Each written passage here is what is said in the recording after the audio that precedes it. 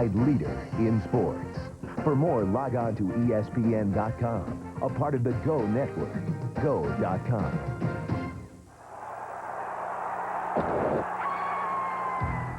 New York City skyline, been an interesting weekend there as far as baseball goes. You take a look at the home runs from the day, and Toronto takes care of Tampa Bay today. Charles Johnson for the Orioles with 11.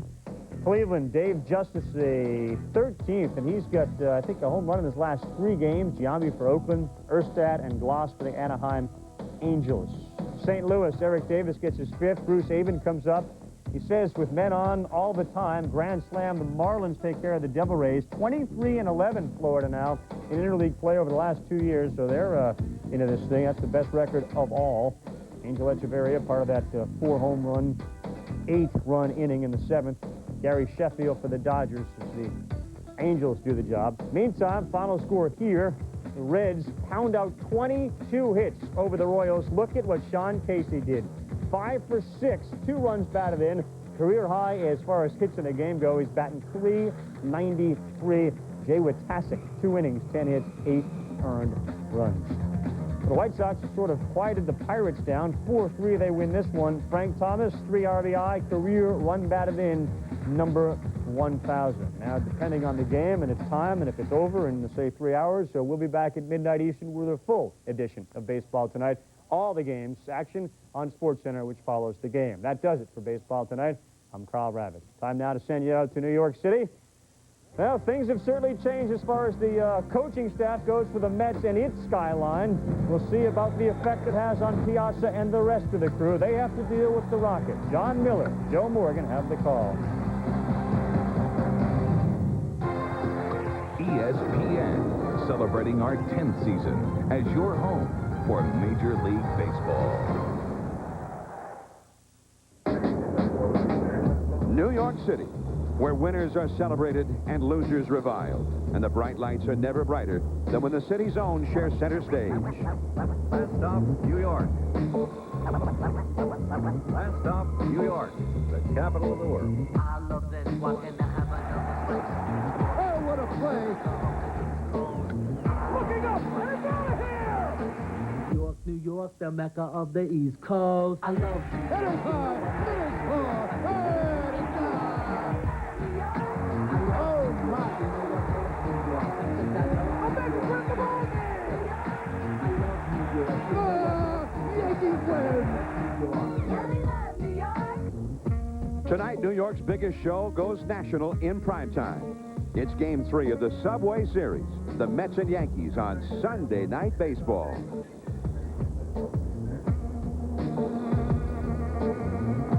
On Friday night in Game 1 of the series, Scott Brosius' double gave the Yankees a come-from-behind 4-3 victory. Then yesterday, Tino Martinez' solo homer put the Yankees ahead in another game where they had come from behind. Then, in the 7th, the Yankees bullpen shut down the heart of the Mets batting order, adding to the Mets' woes as their losing streak has now reached 8. This is the city of New York, Manhattan. But tonight, all roads and all subway stops go right here. Yankee Stadium in the South Bronx. Here it's all New York on Sunday Night Baseball. Hello, everyone. I'm John Miller, and welcome to Sunday Night Baseball. It's the New York Mets, the New York Yankees. Controversy swirling around Yankee Stadium, and for a change, it does not involve the New York Yankees. The Mets yesterday firing half of Bobby Valentine's coaching staff after they lost their 8th consecutive game. As if things could get any worse. Well, tonight, with all of that going against them, they face one of the best pitchers in the game today, Roger Clemens. Derek Jeter of the Yankees also having an outstanding year. He's hitting .374. One of the best players in the game right now. My partner Joe Morgan met up with Derek before the game. Derek, each year you've gotten better. Is it a matter of experience and hard work, or is there something else involved? Well, I think it's a combination of both. You know, I think through experience you learn what pitches you can handle a little bit more, and you know, defensively you learn the hitters a little bit better. You know, your pitchers a little bit better, so your positioning thus far improves. But you got to work hard. You know, I live down in Tampa, and I start working out right when the season's over with. This Mets series seems like it's a zoo around here. Oh, it is, most definitely. I think, you know, everyone's talking to all the players. They're saying it's no big deal, but I happen to be one of the guys that live in Manhattan, so if we don't beat the Mets, I don't think I can leave my apartment. Derek Jeter was the best player on the best team in baseball last year, and he's even better this year. And the only reason he's not Yankee captain, he's only been here 3 years, but he will be before it's over. All right. Now, the Yankees have a lot of good players, so it's saying a lot when you say that about Derek Jeter. One of those outstanding players, Roger Clemens. The Rocket is now here in the Bronx, and he has won 20 consecutive games dating back to last May. Roger Clemens goes against the Mets to try and extend their woes tonight, Joe. Well, John, it's a different Roger Clemens. All of a sudden, he's learned to throw the curveball. Sandy Koufax taught him. He's throwing a curveball. He's using his slider a little bit more. Before, he was basically a fastball and a splitter. He's mixing his pitches much better now. All right. So Clemens tries to give the Yankees the sweep over the Mets. Some are wearing Yankees hats, some wearing Mets hats. There will be fans for both teams here.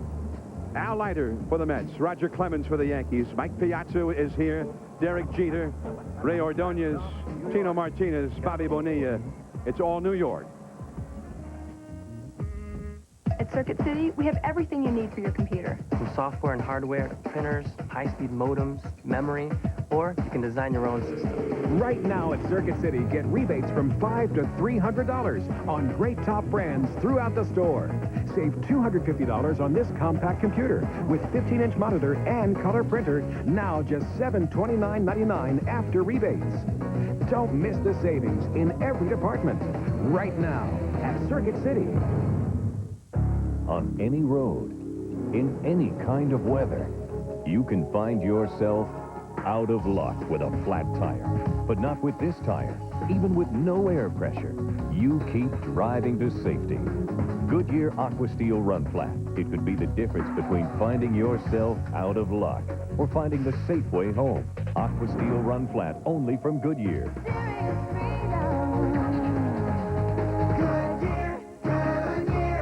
I think 99 cents is a great deal. It's incredible. It's huge for only 99 cents. It's a good deal in any language. You think right. I think in a hot day you should have a Frosty. For 10 years, people have depended on Wendy's 99-cent super value menu. I think I'm hungry. I'm here with an exciting medical announcement. Doctors have learned that Monistat 1 keeps working for days to cure a yeast infection. Monistat 1 dose, from the #1 doctor-recommended brand. A professional doesn't depend upon the easy way out. He depends upon his equipment. That's why professionals have been driving GMC for nearly a century. Like this GMC Jimmy with a full-length steel frame. So it has the backbone to give you comfort and support, even when the pavement doesn't. Right now, buy a 99 Jimmy and get 1.9% APR financing. The Jimmy looks pretty good, too. But then a true professional always knows how to dress well. Jimmy by GMC. Backbone standard. Are you downstairs again, honey? Oh, not now, Ma. I gotta get out of here. I'm late. Oh, joy!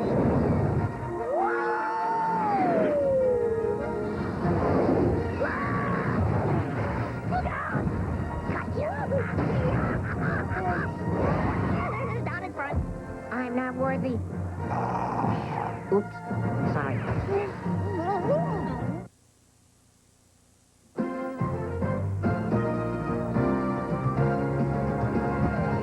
ESPN Sunday Night Baseball is presented by Gum Out. Drive your fuel system clean with a complete line of Gum Out Performance Fuel Additives. And in part by Circuit City. Answers in every department, low prices all over the store.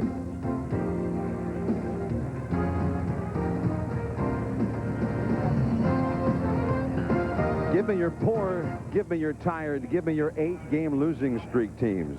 Perhaps the Statue of Liberty can serve as an inspiration to the New York Mets tonight. They've tried just about everything else, including yesterday firing half of Bobby Valentine's coaching staff. Bobby Valentine himself, before the ball game, down at the batting cage, allowed us how, if the Mets don't get any better in the next 50 games or so, he fully expects that he, too, will be fired. That's an interesting sign there. Steve Phillips and Omar Minaya. Yeah, Omar Minaya, assistant general manager. And so news was made here yesterday, actually late last night, although Steve Phillips said, Joe, that he had decided to make this change on Thursday and said even if they'd come in here and had swept the series, he still was going to make these changes. Dave Wallace is the new pitching coach, there's Mickey Brantley, the new hitting instructor, taking over for Tom Robinson.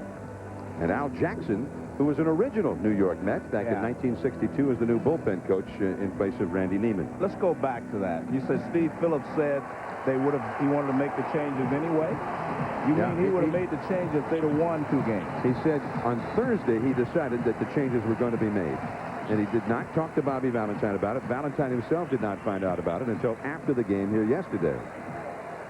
The Yankees, the reigning champions of the Major League Baseball world, take the field, and here is the Pepsi New York Mets batting order. Roger Cedeno, who leads the majors in stolen bases, even though he's only played about half the time in left field. Edgardo Alfonso, second base. John Olerud at first base.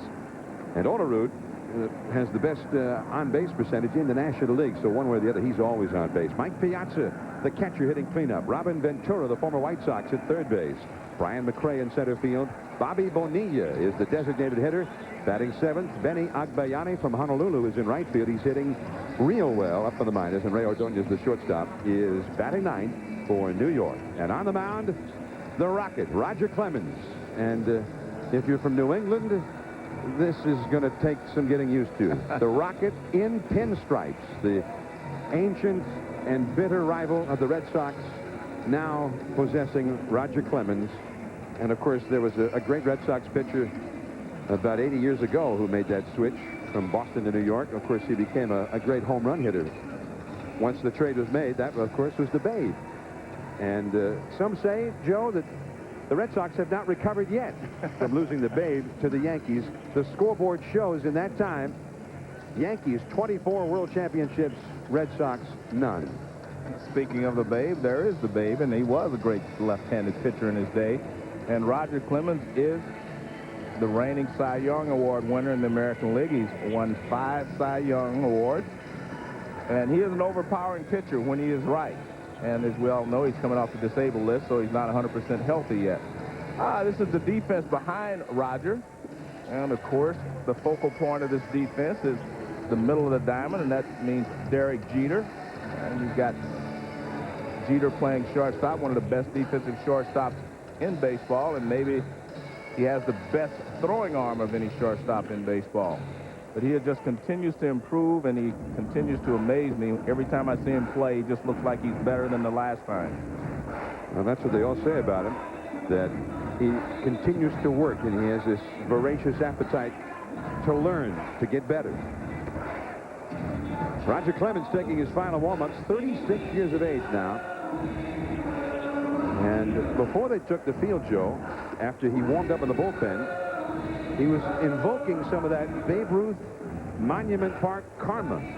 Well, maybe he's doing that because, you know, he knows what the Babe meant to Boston, and he came from Boston here to New York. They kind of kinship there. Well, he and the Babe have that, definitely. They have that in common. And, of course, great things began for the Yankees when the Babe got here so many years ago. For Roger Clemens, the one goal, you mentioned all of those Cy Young Awards, all of the greatness that Clemens has brought to the teams he's been with, but the one goal that has eluded him, Clemens has never won that World Series ring. And he's hoping to change all of that with New York this year.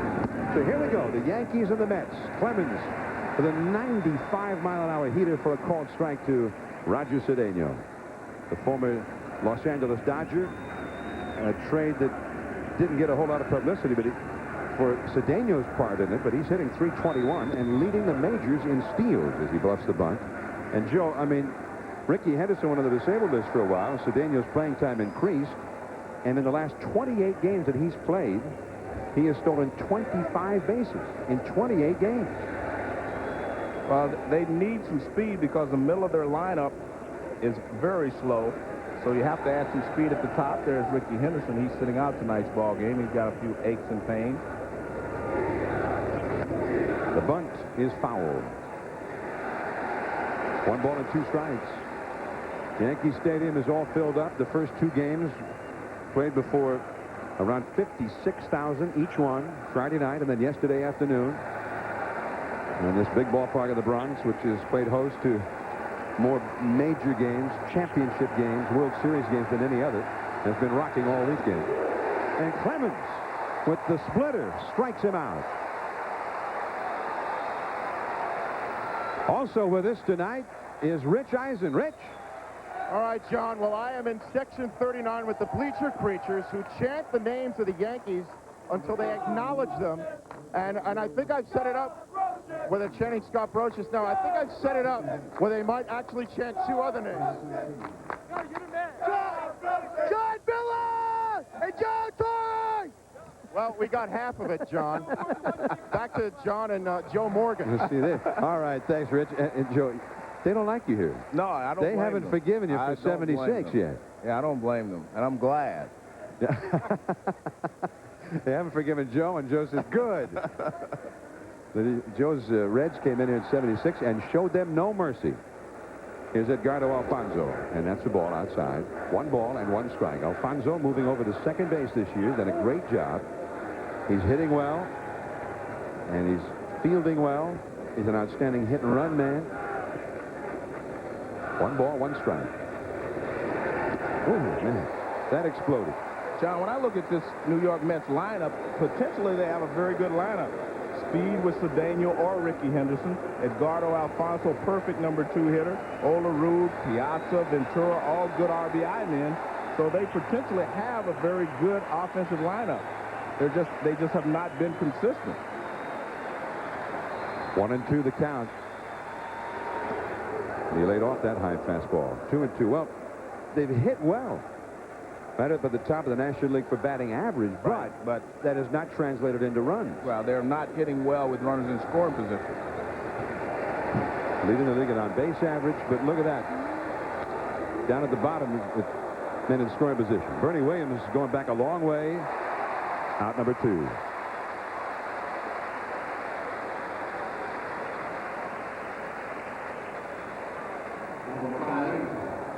No. Now John Olerud.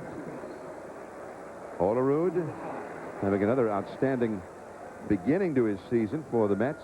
.333 average, 9 homers, 18 doubles, 38 runs batted in. Olerud came into the day 9th in the National League for batting average. 2 down, nobody on. And it's interesting because he's a good left-handed hitter, but he has not had much success against Roger Clemens. And he's faced him quite often in the American League. A couple of former American leaguers. And that had some sinking action to it to the outside. That's what Roger will do. He throws the riding fastball, which he throws up and in, and that was, we clocked at 95 miles an hour. He turns that one over, and that's 92 miles an hour. 1-1. And a changeup at the knees. Strike 2. Well, now he's what are you looking for if you're Olerud? Well, that's a difficult pitch right there. It started off the plate inside, and with a splitter that moved back on the inside corner. 1 ball, 2 strikes, 2 down. The fastball got him looking. And the Rocket with 2 strikeouts is just past Ferguson Jenkins for 9th place all time in strikeouts. Yankees coming up.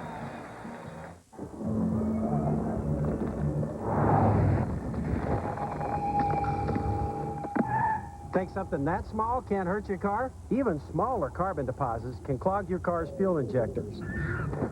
So use Gum Out Extra Fuel Injector Cleaner to get rid of deposits for smoother overall performance.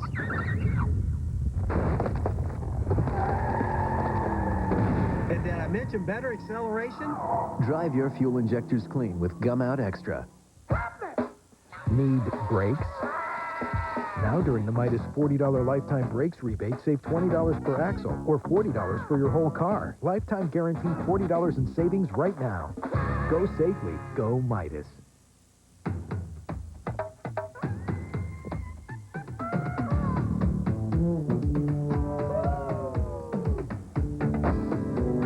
With Matchlight, you get the best charcoal, Kingsford, with just the right amount of lighter fluid already added. That's why there's only one match for Matchlight. Matchlight from Kingsford. Were you born without a soul? It's just an oil filter. Nothing stops more dirt than America's #1 brand of oil filter, Fram. Now get out of here. Fram oil filters. Pay a little more now or pay a lot later. Yankee Stadium, New York, ESPN Sunday Night Baseball, and the big ballpark in the Bronx, as Reggie Jackson used to call it, is filled up tonight, and we could hear the huge ovations for Clemens in the first inning. Mets fans, we're yet to hear from them, and to make no mistake, there'll be plenty of them here. Joe Torre back as the manager after his cancer surgery, and here's the Pepsi batting order is turned in by Joe. It'll be Chuck Knobloch at second base. Derek Jeter is the shortstop, batting second. Paul O'Neill is in right field, and he's been slumping compared to what Paul O'Neill is used to doing. Bernie Williams hits cleanup in center. Chili Davis, the designated hitter. Chino Martinez at first, hitting sixth. Scott Brocious at third. Shane Spencer in left. Joe Girardi is the catcher, batting ninth. And on the mound for the Mets, a 17-game winner from a year ago, a New York area native, Al Leiter, but he's been struggling this year. Well, Leiter was supposed to be their ace, and he's had a knee problem, and he has struggled most of the season.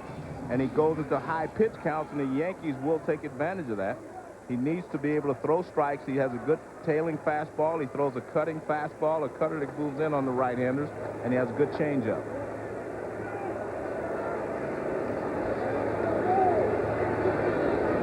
Chuck Knobloch. That fastball is in there for a called strike. Al Leiter from Central Regional High School in Bayville, New Jersey. Basketball, football, and track star there. And he led his baseball team to the state championship. Too far in. Now, he throws, as you mentioned, Joe, a good cutter, and he'll jam these right-handers all night long. Well, that's what he'll try to do, but I think the Yankees are a patient group of hitters, and I think that they will lay off that pitch. He's going to have to make it almost a strike in order to get them to chase it. 1 ball, 1 strike. Broken bat into the hole at short. Ray Ordonez bounces the throw, but Olerud picks it off, and there is 1 away. I'll tell you what, Ordonez, I mean, this is a good play by shortstop. Watch. Because Knobloch runs well, he doesn't want to take the time. As you see, Ordonez is the shortstop. And what you'll see here is that, now watch how he makes the play. Knobloch runs well. Now he'll catch the ball in position to throw it. See, he just throws it from there. He doesn't take an extra step. And he gets a little help from Olerud at first base, but first baseman should make that play 99% of the time. It's a little short hop. A little short hop, nothing to it. So, as a former middle infielder, that's just his job. That's his job. You bounce one over there, he's supposed to get that. That's why he has such a big glove. Here's Derek Jeter. Mike Piazza has graciously agreed to wear mask cam for us tonight to put our viewers right down in the home plate area. Here's the look as Leiter delivers. 1 ball, 1 strike. I think if you're going to pitch to Derek Jeter, you have to throw him a lot of pitches out of the strike zone. He's a very aggressive hitter, although he's walked more this year than ever before. But he's also a guy that he's aggressive, and you have to take advantage of his aggressiveness. I mean, can you imagine he's been on base in every single game that they have played this year? Keeping the ball in on the hands. That one missed. Ball 2. Now, Jeter has really made it a priority to work on his patience this year, and he has walked 36 times in the top 10 in the league for walks.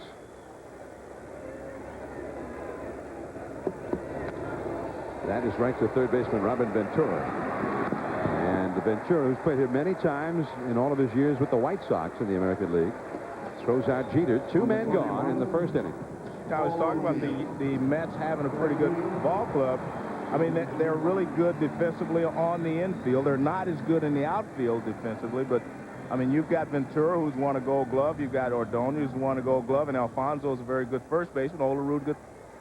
Second baseman. Olerud's a good first baseman. So this is not a bad ball club. I mean, you know, they've got some pluses on their side.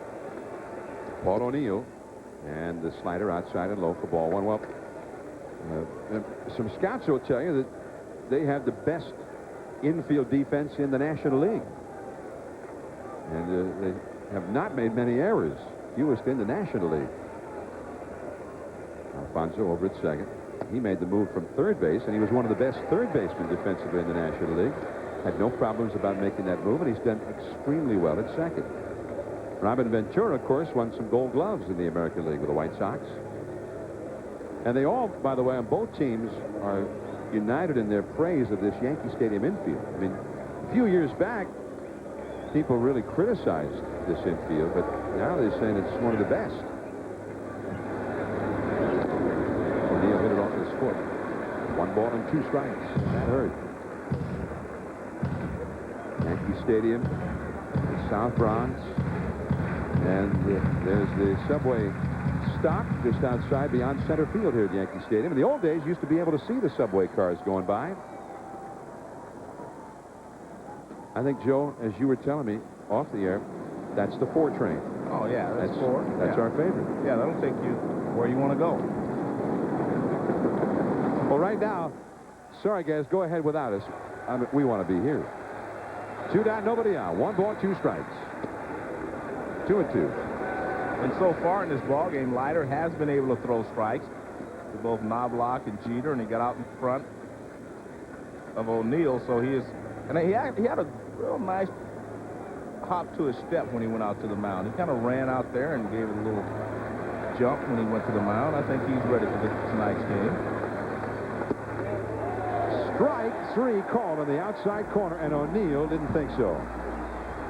So an impressive first inning on both sides for Leiter and Clemens. Mike Piazza coming up when we return. How did we get this guy to take back all those nasty things he said about electric razors? By getting in his face for 21 days. The Norelco Reflex Action for an unexpectedly close shave. Guaranteed. Norelco, put it to the test. As a force player, the only way you get better is to play against defenders that are bigger, stronger, and meaner than you. There you go. Come on. You have to take the paint. Nobody owns the paint. You don't bring your C game to count 4. Bring your A game. Man, you're going to get rejected by someone who don't even have hands. Tractor, come show them how it's done. Go, Tractor. Show them how it's done now. Uh-oh. Richie, we got a triple scooper here.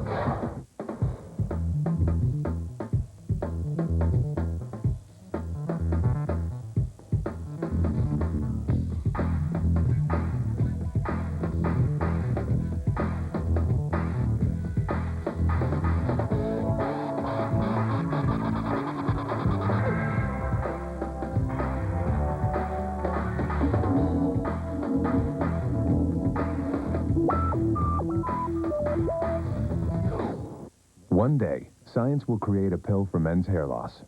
That day is today. Propecia, the first pill for men with certain types of hair loss. In clinical studies, the vast majority of men, 83%, maintained their hair count, and most, 66%, regrew some hair. You may need to take it daily for 3 months or more to see results.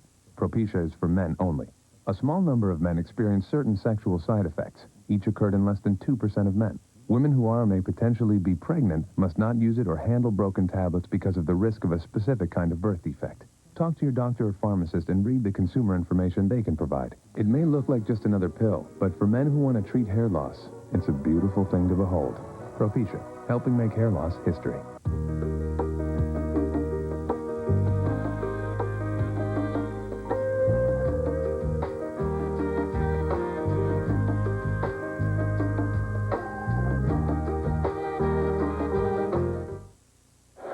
If that's the Empire State Building, this must be New York. Sunday Night Baseball, presented by Gum Out from Yankee Stadium. The Mets nothing, Yankees nothing. We start the second. And Mike Piazza, the Mets perennial all-star catcher, leads it off. 318 average. Clemens misses outside, ball 1. Piazza this weekend playing at Yankee Stadium for the first time in his career. He'd never done more than drive past this venerable old ballpark until this weekend. Center field, Bernie Williams going back, still going back, and it's over his head. I think it surprised him. And Piazza will stand at second with a double. John, the reason it surprised him because it was such a low pitch, he didn't think he could drive it like that. But Piazza went down and got it. It was probably out of the strike zone, and he had a line drive right over Bernie Williams' head. But he did not get a good jump on it. He started to move back as though it was just going to be a routine play. And watch where the pitch is. Down below the knees, out of the strike zone. I mean, he drilled it, but it's more of a line drive, and Bernie didn't have time to get back. So Piazza at second, and here is Robin Ventura. He's been the Mets' RBI leader. Now, this is the kind of a situation where the Mets have been struggling. That 273 team batting average, very good, but with men in scoring position, 244, very bad. That's a base hit. Piazza has very little speed, and O'Neill, realizing that, in no particular hurry to field it. Piazza to third and holding. Runners at first and third. Nobody out for the Mets. Well, Piazza, and just about every Met, is wearing a knee brace. I mean, he's got problems with his knee. He was out early in the season for a while with his knee, so he's not running that well. And there you see on his right knee, he's wearing a sleeve. And there's a line shot to right field. Been very difficult for anyone to score on that because you had to wait till it goes through the infield. And Paul O'Neill, playing shallow out there in right field, would have had a shot. Good job by Ventura just to make sure he pulled the ball. Mets have a lot of experience, and here's another one of them. Veteran Brian McRae. He takes ball one. McRae, another guy who used to play in the American League. No score, but the Mets with the first great scoring opportunity of the game. And Brian McRae is the one guy on the Mets that has hit Clemens well.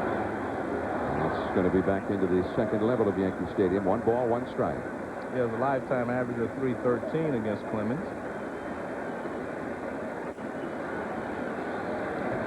Brian McRae been critical of Bobby Valentine publicly earlier this week.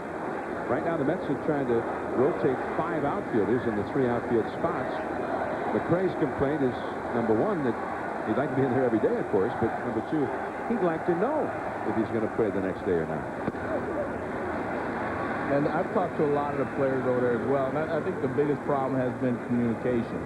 And I think maybe that's what Bobby needs to make sure that he works on. I mean, the rest of the season, make sure that he communicates, especially with your veterans. Your veteran guys are the ones that you need to communicate with. 2 balls and a strike, and Clemens with that double fake with third and then looking back at first. Nobody was fooled. Bobby Bonilla, as you saw, is on deck. Piazza at third base. Ventura at first. Oh, man.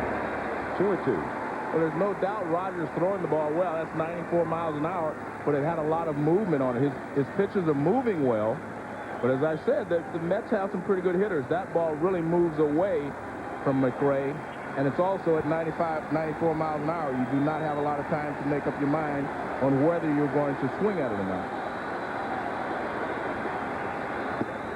And he did manage to lay off that one.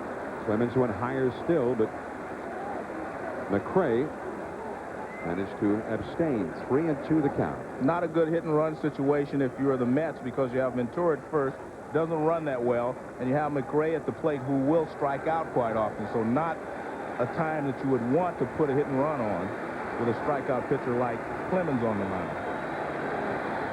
Nobody out. Yankees middle infield, double play deck. When you lost 8 in a row, you might try anything. Well, he doesn't go, and the ball is fouled into the upper deck. And maybe that's the point. When you've lost 8 games in a row playing normally the way you play under other circumstances, maybe it's time to make some changes. But I still think this is not a good situation if you're the Mets to try hit and run or to put the runner in motion. Wrong runner at first base, right. Wrong hitter, and also the wrong pitcher. Right. High risk if you run here. Not enough things in your favor if you're Bobby Valentine. Now that I've explained all that, I'm sure he's going. Come on, Robin. What are you standing around for? Let's go. Make something happen. 3-2 the count. He's not running. And that is ball 4. That was good patience there from McRae, because that pitch started like it was going to be in the strike zone and sunk down and out of the strike zone, and McRae was able to lay off of it. Now Bobby Bonilla, who grew up here in the Bronx. His second tour with the Mets. Both Bonilla and McRae, according to the New York Times, were recently placed on irrevocable waivers by the Mets. Bonilla, for his part, was not pleased to hear about it. That one is hammered foul down the right field line and into the crowd. I say hammered, but he didn't hit it all that hard, as it turns out. And Bonilla is in the worst streak in these kinds of situations of his whole career. He had a bad knee problem. Finally, as he tried to play through it, they put him on the disabled list. He says he's fully healthy now, but he has not yet got it really going the way Bonilla has over the years. And there's a lot of reports that Steve Phillips tried very hard to trade him to almost anybody who'd have it. Well, the one in Bobby's defense, I mean, he says he's only had 87 at bats, which is right, and he says he likes to be judged on 600 at bats, not 80 at bats.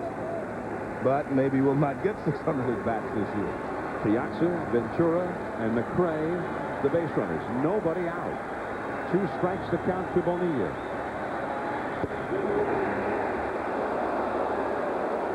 Roger thought he had it. Girardi thought he had it.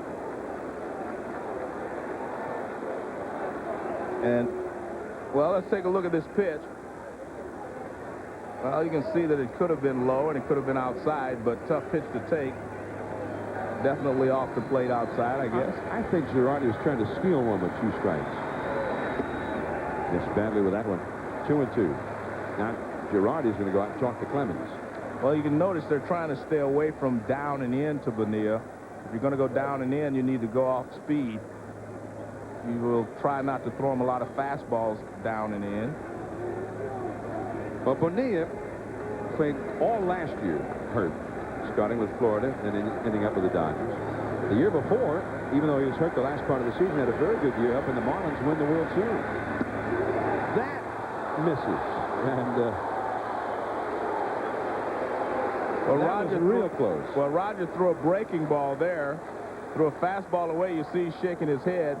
He thought this pitch was a strike, but you can see Girardi does pull the ball down. Well, now it's gone to 3-2. That one is a fair ball.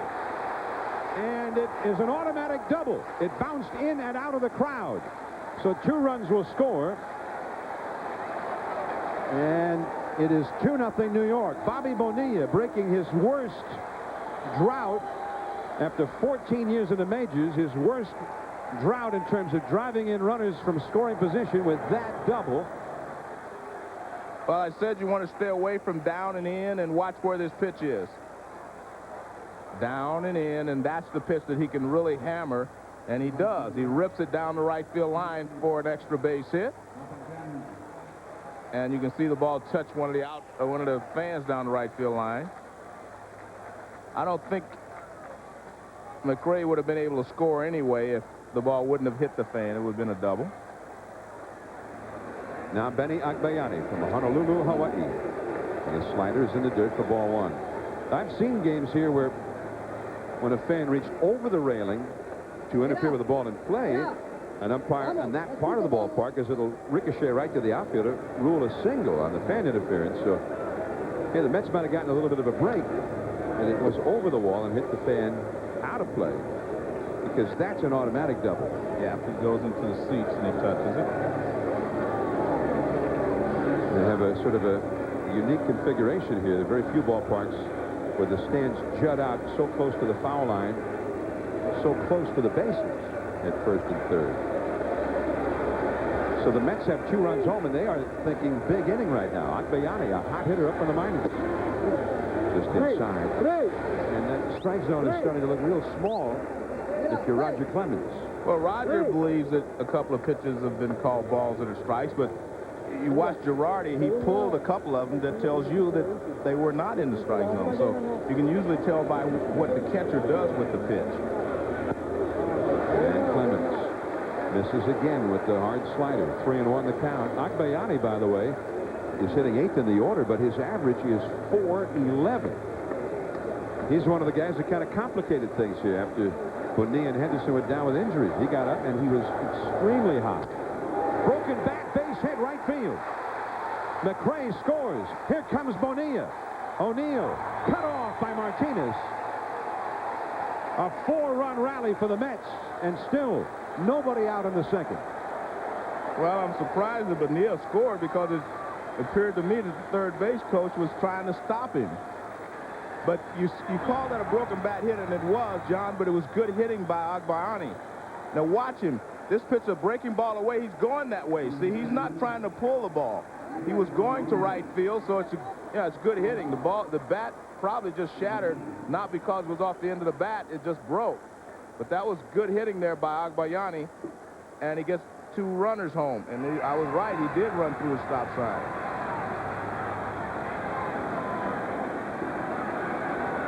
I don't think it's a good time to be a Met coach. And he made the look wrong. Save!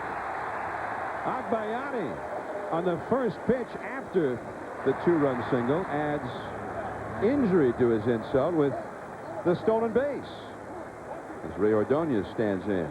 Well, the reason that Rojas was trying to stop him at third was simply because there were no outs. And he gets a great jump on Roger. Normally, your better pitchers do not hold runners really well. And Roger is no exception in that case. Well, I don't know, Joe. 3 coaches last night. Who knows what's going to happen next with these Mets?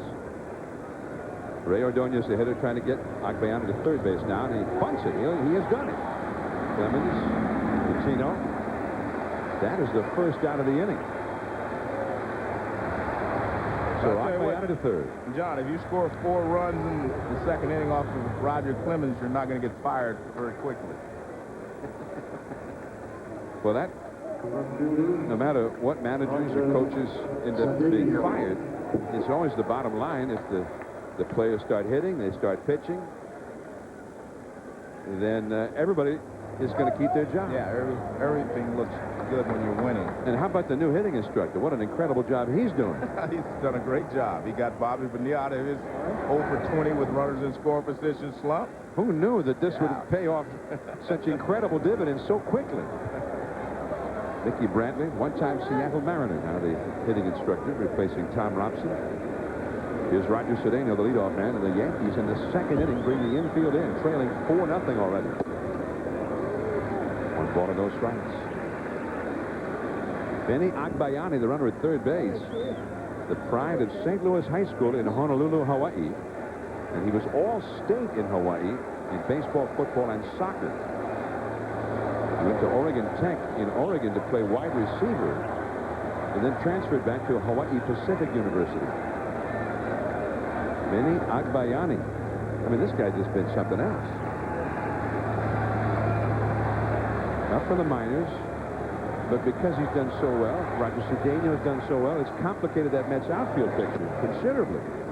Not that they would have preferred that they didn't do well, but I would just that they didn't just do adequately. I mean, they've been playing like stars. And when the veterans got back, Bonilla and Ricky Henderson, the question became, wow, how can we sit these guys? I mean, Cedeno's leading the majors in steals. It is 3-0. Agbayani has 6 homers and 12 RBIs, and he's only had 57 at-bats in the big leagues this year. First time I've ever seen him, Joe, and I love him. What a player. I'm hoping that his family will invite you and me to Honolulu this winter. 3-0 the count. And it's a 4-pitch walk to Cedeno. Now, there's a setup where we would be surprised if there wasn't some running going on. It's Mel Stottlemyre, the Yankee pitching coach, is going to go to the mound. Roger Clemens, who's won 20 consecutive games, but down by 4 tonight. Carl Hubble, here in New York with the New York Giants over a 2-year period, has the major league record with 24 consecutive wins. And then Elroy Face did that as a relief pitcher. And Joe, I mean, he vultured some of those, let's face it. Then Roger Clemens with 20, and Rube Marquardt, way back when, in the old days of the Philadelphia Athletics, had 20 in a row. Well, there was a time just before he went on the disabled list, where Roger gave up 5 runs in the first 2 innings, and he still got off the hook. So the fact that he's given up 4 here in the second inning doesn't mean that that winning streak is coming to an end. And the Yankees are certainly a very potent offense, and they have come from behind in each of the first 2 games of this series to win. Well, Roger Clemens, 20 wins and no losses and 10 no decisions. He'd been removed from games in that time 5 times with a tie score. He once left the game with a 1-run lead. And 4 times he's left the game with the Yankees trailing by 1 run. There's only 1 time where he's left a ball game with the Yankees trailing by more than that, and that was this year, the game you're talking about, April 27th at Texas. He was trailing 5-0. But the Yankees came back and won 7-6, so he did not get the loss. Well, they've averaged 6 runs a game in his start, so. Cedeno at first, and Agbayani at third. Clemens bluffing toward Agbayani. Well, now Cedeno had been something. 30 steals. He's only been caught 4 times. Well, when he was with the Dodgers, he always had potential, but he's had a chance to show what he's learned in the last couple of years here in New York. And he is just back in time. Man, that was close. Well, he's getting a very big lead at first base, and I think you see Ricky Henderson probably saying, shorten your lead. Yeah, that's what he's saying. He had a big lead. I saw that. Had a very big lead at first base. Cedeno seeing Roger Clemens for the first time. That's a huge lead. Again, very close. Well, Maury Wills always said you do not have a big enough lead if you do not have to dive back. Well, Cedeno's tested that theory. But it's also a problem if you get too far out there where you're worried about getting back and you start to lean back. So what you need to do is get a big enough lead where you're comfortable in your ability to go either way. Again, Cedeno, 25 steals in the last 28 games that he's played in. Clemens looked like he tried that curveball, Joe, that Sandy Koufax got him. 1 ball and no strikes. You know, he has really labored. I mean, 28 pitches in this inning, 3 throws to first, and does not have that sharp control. Well, he's had a good fastball. You see that ball's just spinning. Didn't really break. There goes Cedeno, but the ball is popped up. Cedeno's all the way to second base. Tino's got it. Clemens covering. Double play!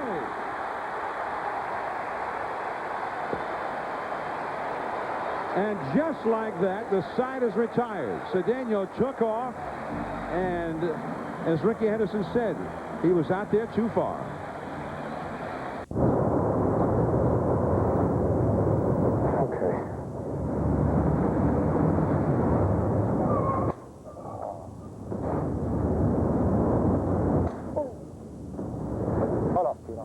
Get out of the way.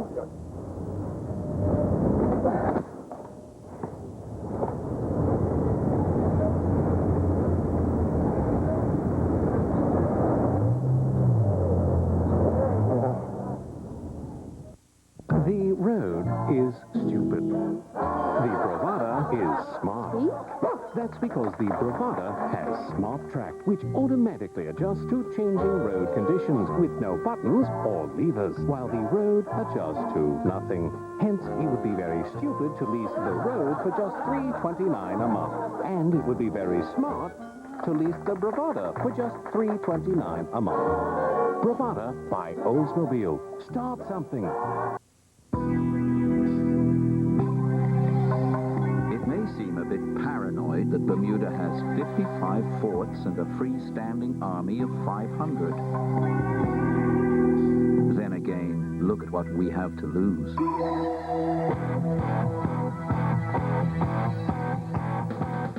Escape packages start from $602. Call 1-800-BERMUDA. Call now. 2 teams, 1 cup. hockey's ultimate prize. Stanley Cup Finals, Stars, Sabres, Game 3, Saturday at 8, only on ESPN. ESPN Sunday Night Baseball from Yankee Stadium, New York. John Miller and Joe Morgan, your Sunday night telecasters. And the Mets have jumped out to a 4-0 lead, although it could have been more. Let's take a look at what happened at the end of the inning. Well, this is obviously a straight steal. You see, he doesn't look in to see where the ball is. He actually just got so far down near second base that he wasn't able to get back. The ball wasn't popped that high, but you could hear Bobby Valentine yelling, "Get back." But that was a straight steal. On a hit and run, you look in to see where the ball is, but he definitely was just going on a straight steal. But you still have to know where the ball is. Well, Bobby Valentine, we appreciate the fact that he has agreed to wear the microphone tonight to take our Sunday Night Baseball viewers deeper inside the game. The Yanks now are down by 4, so Al Leiter's set up real well. He's been struggling. He had a great first inning. Now his club has given him a big early lead, and the Stars are starting to look in alignment. But it's only the second inning, and the New York Yankees aren't, after all, the champions of the world. They were down 3-0 yesterday and won 6-3. They were trailing on Friday, and they won 4-3. And he looks like a different pitcher. Maybe he sat over there too long. The first 2 pitches here in this inning, not even close to the strike zone, and he was in front of every hitter in the first inning. From Mascan. Ball really moves in, doesn't it? Yeah, that was more of a slider than a cutter, but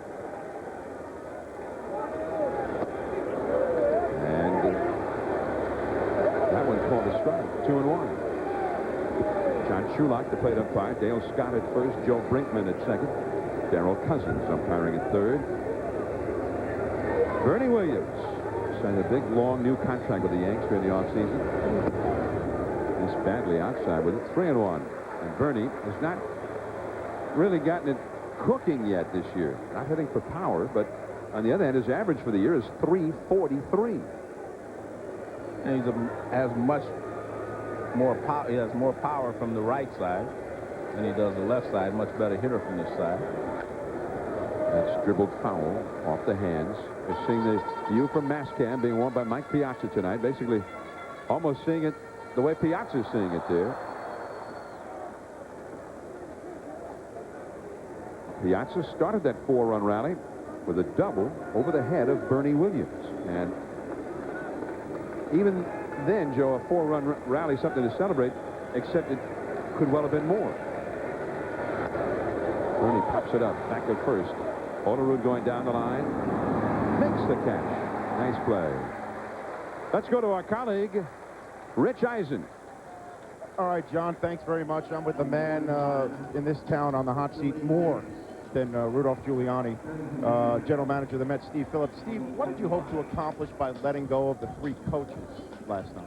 Well, we've been struggling. I think at 27 and 28, we're certainly underachieving as a team, and we thought we needed to make some changes. Our pitching has struggled. Our 5 starters have an ERA over 5, and we thought we needed to do something to make a change. We have Dave Wallace. We put him in place, and we haven't been hitting with runners in scoring position, and thought we needed to make a change there, too, and hopefully it's going to help us. But these were more than just coaches. These were aides de camp of Bobby Valentine, the manager of this team. So what can we read into Bobby V's future with the Mets with the moves that you made last night? Well, I wouldn't read anything into it. I think that I made these decisions exclusive of Bobby and really isolated to these areas. I think that we need to affect some change there, and I think Bobby can manage the team, and he's going to pull it together with his coaching staff. We can assume Bobby wasn't too pleased to hear the news that some of his coaches were being let go. Well, if it were left up to Bobby's decision, he would not have made the same decision. But, you know, I'm ultimately responsible for how we produce and what we do with this investment that the owners have made, and in my view, we needed to make the change. Well, you're sitting out here in plain sight. You receiving any grief here in the stands from any Yankee fans? Well, it's part of being in New York. You get grief whether your team's playing well or not, but so far everybody's been behaved. All right, back up to the safety of the booth, John. Thanks, Rich. Some good questions he asked. Well, the one thing that I would also question is he pointed out that the starters had not been pitching well, and that's true, but the bullpen had been pitching well. So half of Apodaca's job was being done properly. And the starters, I mean, they've had injuries. Rick Reed, Al Leiter, Bobby Jones. I mean, they've all been injured. I mean, and they were your key starters for the season. But again, he has the right to make those decisions, and I think the good point he made is that he's ultimately responsible for the investment that, you know, the ownership has made in this ball club. Alan Watson has been kind of a swing man. Bobby Jones on the disabled list right now. Leiter sat out for 10 days at one point.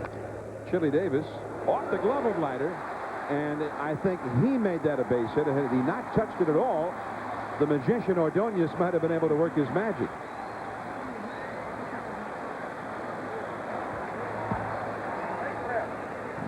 Scored a base hit. Well, Leiter jams Chili Davis. He throws that cutter in on his hands. But you see, Leiter actually just casually went over like he was going to be able to make the play. And there's a kick save by Ordonez once it gets to him. But Chili Davis does get a base hit. That's the first base hit of the ball game for the Yankees. Now, Tino Martinez. Tino Martinez, who hit a home run here yesterday in the 4th inning against Masato Yoshii to break a 3-3 tie. 4-0 the score. It's going outside for ball 1. 4-0 New York Mets leading the New York Yankees. And Joe, the last time you and I were here was to broadcast the World Series on ESPN Radio, and the San Diego Padres could not hold these kinds of leads against the Yankees last year. Well, last year the Yankees were, averaging 1 more run per game anyway than they are this year. They were a much more awesome ball club last year. We pointed out, Carl O'Neill, some of the other hitters aren't. That one at short. Ordonez for 1 to first. 2 double play. And the side is retired. The Mets tried to snap an 8-game losing streak. The big ballpark in the Bronx. Olerud, Piazza, Ventura, the big guns coming up.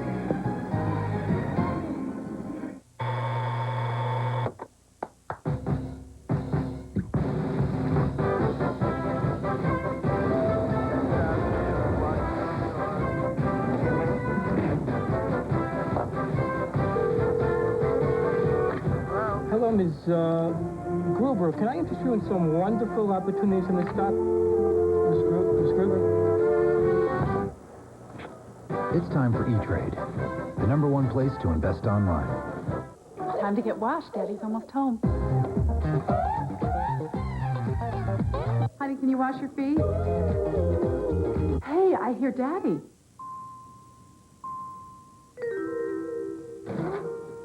Hey, guys. Hi. Hey, honey. Okay, let's eat. Hey, where are the fries? What, no fries? I can't believe Daddy forgot the fries. I'll go get some more. Some. Hurry back. Fry breath. Did somebody say McDonald's? You believe it? $1 for a bag of hot air? This must be some high-grade helium. Well, you can't get much for $1 these days. Oh, come on. Sure you can. You can get all your long-distance phone calls for 99 cents. Yeah, you're sillier than that clown. The gentleman here refers to 10-10-220. Big shoes, big brain. Dial it, and it's only 99 cents for all calls up to 20 minutes. And just 10 cents a minute after that. I can't believe it's that cheap. Sicker, paleface. Well, simply dial 10-10-220 and see for yourself. He's very wise, but he's crying on the inside. 10-10-220.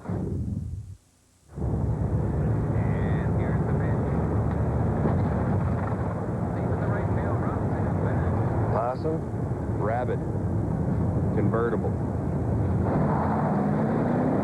Nothing drives like a Hummer. And right now, during Napa's big sale days, you can win a 1999 Hummer, a 52-inch RCA TV, or one of over 6,000 Coleman coolers. Plus, save on hundreds of items. Stop by a participating Napa Auto Parts store today.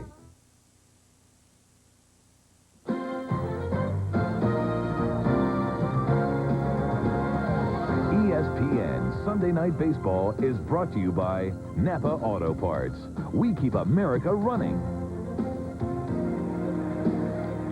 Yankee Stadium in the Bronx, New York. And the New York Mets are coming up with their big hitters against Clemens here in the 3rd, having already put 4 runs on the board in the 2nd. John Olerud, then Piazza and Ventura against Roger Clemens. Olerud struck out looking his first time. Olerud, who lives in Manhattan during the baseball season with his wife and their young child, born last September. And you wouldn't have figured in Olerud in Toronto that he'd be a Manhattan kind of a guy, but he loves it. And that changeup misses. 2 balls and a strike. Now, had Roger Cedeno managed not to get doubled up to win the previous inning, Olerud would have come up. Then Piazza behind him. The Mets might not have stopped at just 4 runs in that first inning. So the Mets hurt themselves. Cedeno, the base running mistake, getting doubled up on that play. He's a young guy, still learning. That's a mistake, and the Mets will hope that he'll learn from it, and it will never happen again. And that's a base hit for Olerud.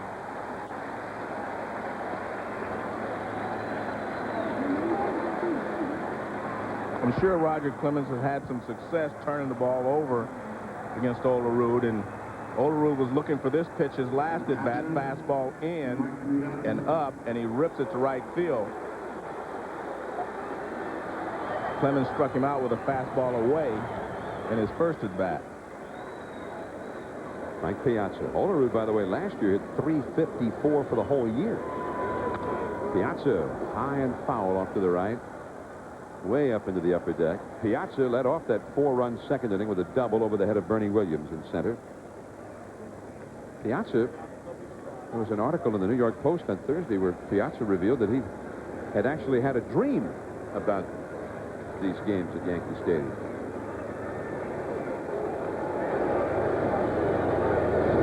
In the dream, his team's down by a run in the ninth, and he comes up and hits a 2-run homer.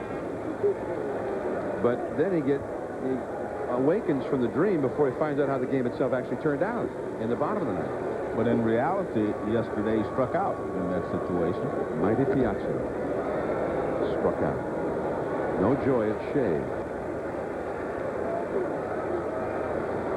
In Yankee Stadium, last year, of course, Sunday Night Baseball saw the Yankees and Mets over at Shea. This year, at the big ballpark of the Bronx, the famous facade, which now adorns the outfield area. The famous characteristic of this ballpark, which opened for business back in 1924. Piazza hits one deep into Death Valley, way back there. Williams going back. This one is gone into the bullpen. And Mike Piazza has hit that Yankee Stadium homer. 6-0 Mets.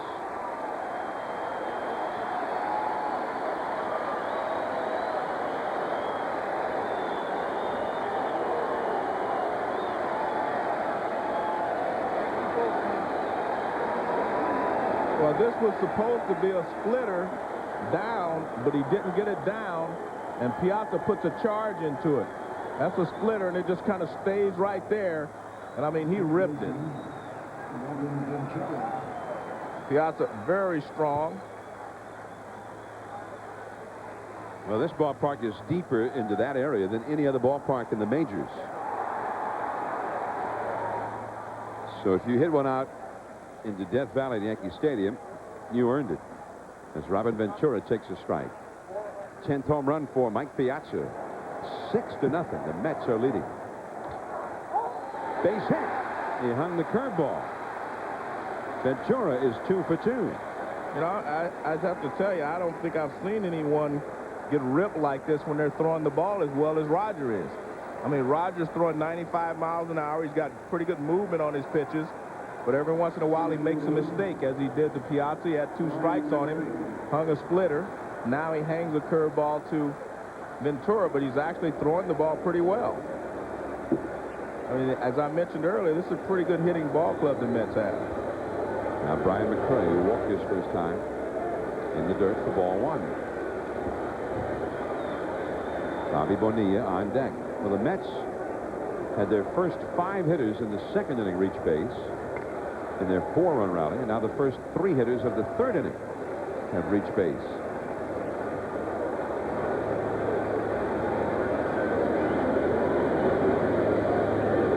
The Yankee bullpen is getting busy now as Clemens continues to struggle. Back to Clemens, not hit very hard. He'll go to first with it. As Ventura moves up to second, there is one away. Trey Walker's first time is gone, and now Bobby Bonilla will come up. Todd Erdos, the right-hander. Todd Erdos, E-R-D-O-S, warming up in the bullpen. Yankees pretty much the same ball club in many respects as the one that won so many games last year, 114 in the regular season. But where they're really different is that bullpen. Familiar names are missing right now. Bobby Bonilla drove in the first 2 runs of the game with a bases loaded double. Takes a strike on the outside. And you can make sure, you can rest assured that he'll stay away from that down and in pitch to Bobby Bonilla. He may bounce one down and in, but he will not give him a pitch to hit down and in again.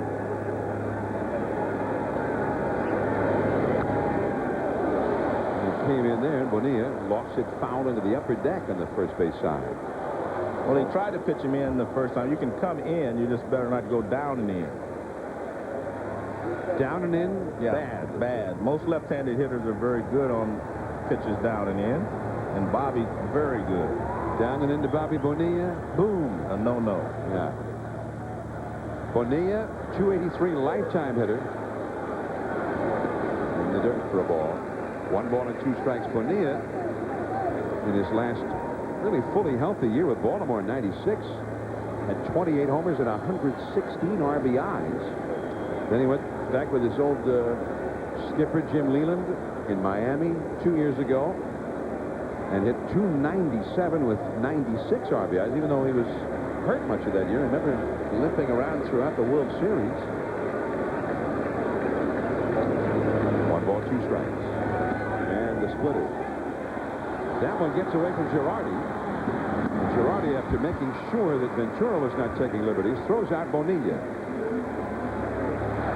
Well, that's what you do to a hitter. If you get a hit of him with 2 strikes, you can get him to chase the splitter in the dirt. Roger has not been able to do that often tonight.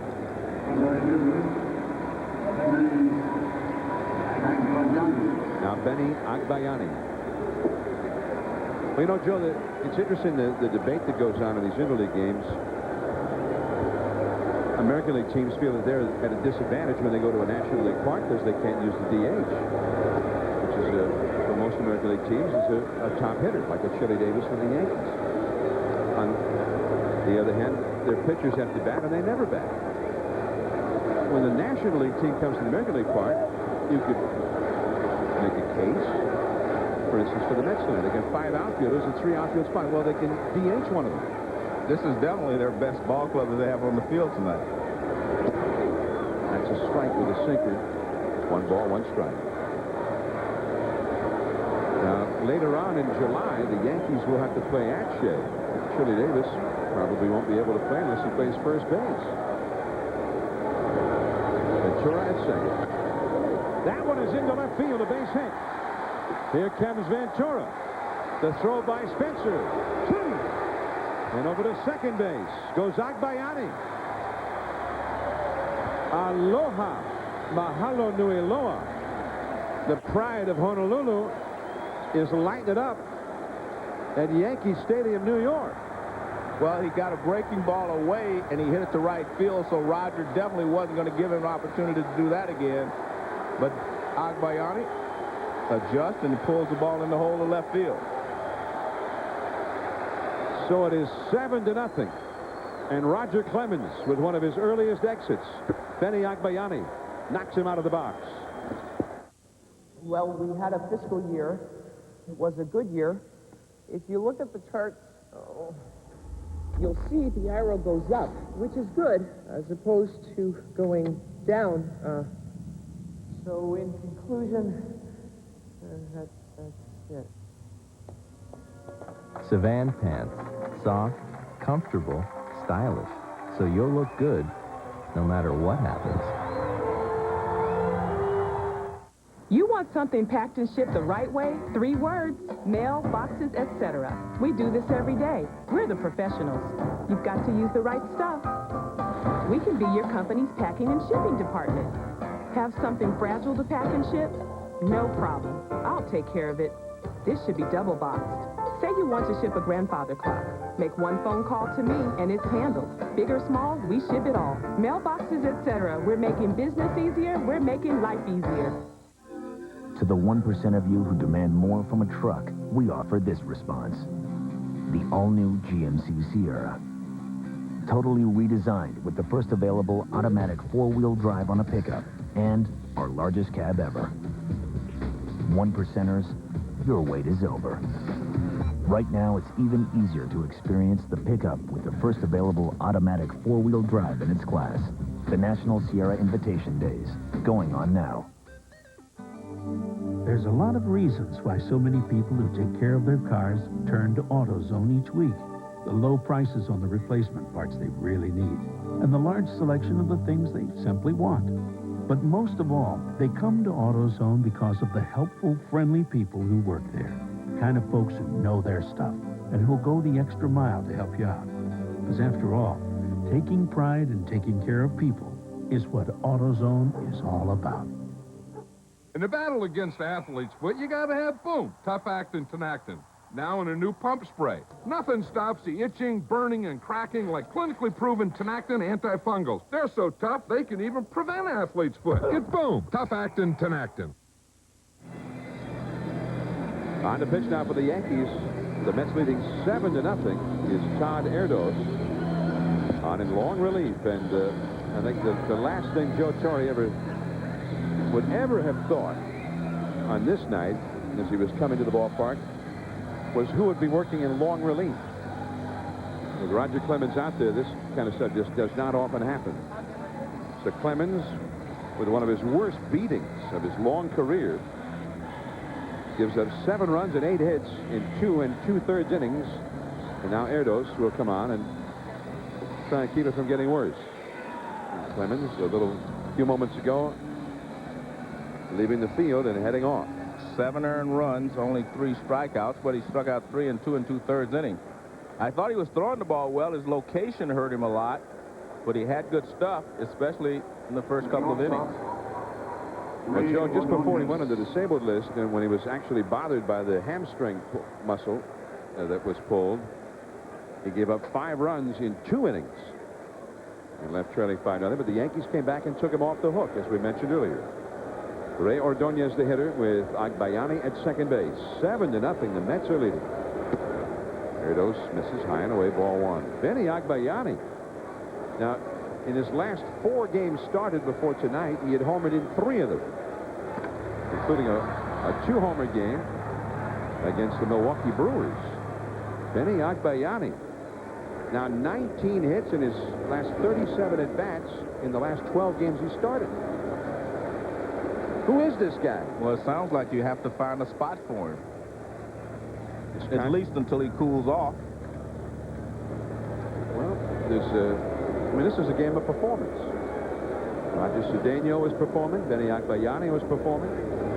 And let's face it, if you're the Mets, not only are they helping you win ball games, but they're your future. And if you're Bobby Valentine, you may figure they're your future in particular. 3-0 to Ordonez. This has got to be one of the few 4-pitch walks in the young career of Ray Ordonez, who does not often walk. Roger Clemens with a 20-game winning streak. The longest in American League history. Carl Hubbell of the old New York Giants in the National League has the longest. Elroy Face, who is a reliever, almost really in a different category. So Clemens' long winning streak is definitely in jeopardy right now, as it was against Texas back in late April.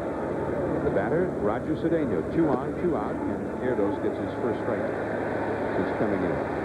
Well, if you're Roger Clemens, the Yankees have averaged 6 runs in your starts, but not 7. So he's given up 7. It doesn't look very good for him tonight.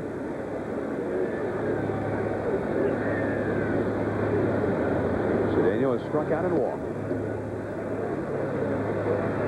Pretty good. 1 ball, 1 strike.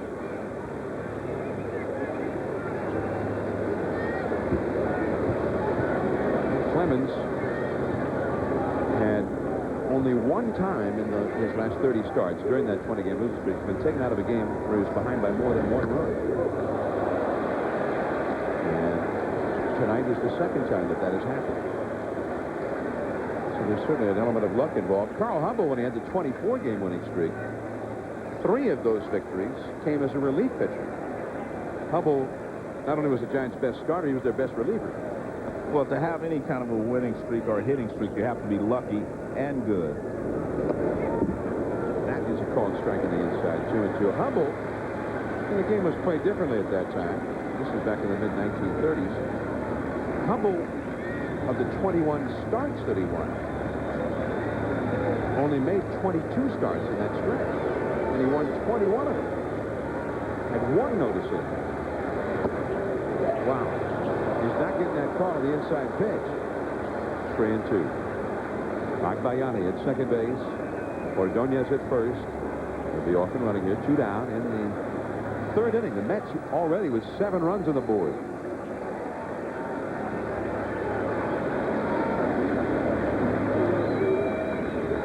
The runners take off. Struck him out.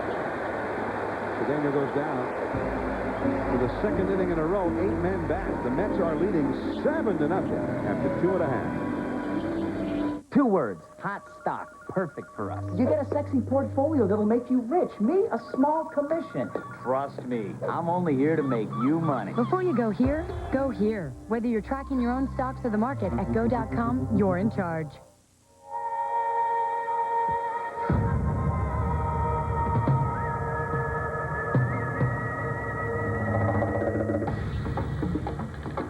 Adrenaline rushing. Hearts pounding. Heavy breathing. It's almost as much fun as your first date. Royal Caribbean, like no vacation on Earth. Here at VMI, we were asked to try the Norelco Advantage for 21 days. There was quiet dissension. I'm not giving up my blade. And anxious inquiry. The heck is this? You? But then we started to realize the lotion actually gave us a closer, smoother shave than we expected. Without the nicks and cuts like blades. Our fear diminished. Our hopes arose, and life got a little less hairy. Come on, babyface, move it. The Norelco Advantage. Put it to the test. If you don't like it, they'll give you your money back guaranteed. This is the sale of the century. Nobody works the numbers like me. Honest, Bob. Tax, license, wheels not included. Heck, nothing's included. Come on down and spend your hard-earned cash today. Before you go here, go here. Whether you're comparing prices or options, at go.com, you're in the driver's seat. Crackhead. Drug dealer. Street hustler. Gang member. All kicked out of the community with the help of kids like me. Me. Us. You can make a difference. We have the power to help prevent crime. Call 1-800-722-TEENS to find out what you can do in your community. It's time we're judged by What we do. not how we look. It's my 21st birthday. I had my first goal marked across the ball, and it was right in front of my head. Somehow I managed to get it in the goal. It's pretty special. I'm Ben Olsen. Have you seen me? See him Thursday at 7:30 on And there's ball 1 from Al Leiter to Scott Brocious. Brocious, the 7th place hitter for the Yankees, batting for the first time. The Mets leadoff hitter, Roger Clemens, has already been to the plate 3 times. And back to the screen. We're not yet completely through. The Yankees line up 1 time. The Mets have a 7-0 lead. And, of course, last year, Brocious at the bottom of the order was a real key figure for the Yankees. And in this latest run where they've been playing well, he has been hitting well again. He's the guy that I think he's a very key figure in this Yankee ball club, because with Chili Davis hitting 6, 1-1 the count, 3-1. You get a lot of opportunities down lower in the batting order to drive in runs. And he did a great job with that last year. Brocious, the MVP of the 1998 World Series. Jay Ordonez. Nobody does it quite the way Ordonez does it. 1 away. Well, he plays the position differently than anyone that I've ever seen. I mean, that play there, I mean, is not the way that your regular shortstop makes it. Now, you wonder why he slides down there. Well, maybe he just wants to stop his momentum, and he gets up and throws a strike to first base. It wasn't a play where he didn't dive. He actually slides into it, gets up and makes the throw. As long as you can make the play, you do it the way you want. Jeter, on the other hand, probably would have reached out, grabbed that with one hand, and turned and made the throw. Well, one thing is, Ordonez is not your regular shortstop. I mean, he has a tremendous sense of balance and timing. That ball popped up by Shane Spencer, and that is out number 2. Let's go to Trey Wingo for an update. All right, John, Gumout takes us to the Bob, and you can't say that enough. Rangers and D-backs. Damian Miller goes the other way off Rick Helling down the line. On the play, Travis Lee will score as the throw is not in time. But behind him, Miller tries to stretch it, and Pudge guns him down. We're tied at 1. John and Joe, back to you. Don't run on Pudge. Well, that's a National League team. They haven't seen enough of him yet to know better. And strike 1 to Joe Girardi, the 9th place hitter. 2 down, nobody on. Broken back. Ordonez. Wow. Throws it in the dugout. Well, that was a situation where I thought Leiter should have been able to make the play anyway. He intentionally let it go because he thought he was off balance, and I guess he assumes that Ordonez can catch everything. Now watch this play. Watch where Leiter ends up. Now here's the ground ball back. Now watch. See, he just kind of lets it go. And it makes it a tough play for Ordonez. I mean, he just tries an impossible play. That's one of those situations where you should just hold the ball, especially with 2 outs. But he tries to make the play and throws it in the dugout. Now you have a runner in scoring position. And that's why a lot of good fielding shortstops make a lot of errors, because they always think they can make the play. Well, Girardi is a catcher, but he doesn't run like most catchers. Got excellent speed. And he was already past the bag as that one was flying past Olerud. So here is Knobloch. Oh, boy! Strike 1. Knobloch grounded to short his first time. The one thing you have to do, John, when you have a lead, you do not help the other team score. You do not help them out. Make them earn it. Do not walk hitters. Do not make errors. Just make the routine plays. Make them earn the 7 runs if they're going to catch you. You mix in an error here, you walk a guy there, and before long, it can be a ball game again. 1 strike the count. But you remember when we went down to Havana with ESPN when the Orioles played the Cuban All-Star team down there, and we went to the Latino Americana Stadium for the Cuban World Series game with Industriales and Santiago de Cuba, and we saw the great Herman Mesa. Right. And remember, we were told the Cuban players, they dive for everything, and we saw it. We saw pitchers diving for popped-up bunts. And if they don't make the dive for the ball, they're going to hear about it not just from their coaches and their managers, but from their moms and dads, their aunts and uncles, the relatives, the kids in the neighborhood. And we have seen Ordonez make plays like that, even maybe tougher than that this year. Popped up, Ordonez, and that is the inning. We're heading to the 4th inning. It's all Mets so far. Alfonso, Olerud, and Piazza coming up. 7-0 New York. 11 blue-clad warriors stand on the brink of battle and ask themselves, where is the other team? Groovin' on a Sunday afternoon. Nothing helps you kick back at the end of the day like Tostitos chips and salsa. I can't imagine anything. We do suggest you actually wait till the end of the day. He's a fine dancer, too. Dig in, kick back with new Hint of Lime Tostitos. Kumbaya.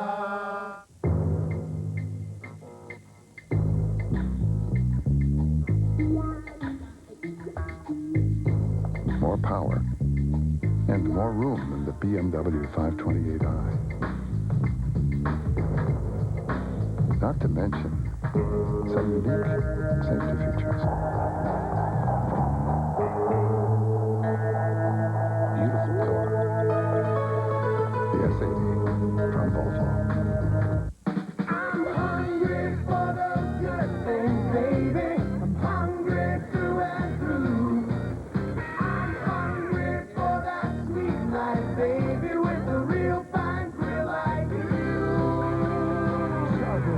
rust-resistant bodies, rock-solid frames, superior warranties, reliable ignition, and the best cooking systems on Earth. These are the beautiful grills, beautifully built by Charbroil. And almost tasty.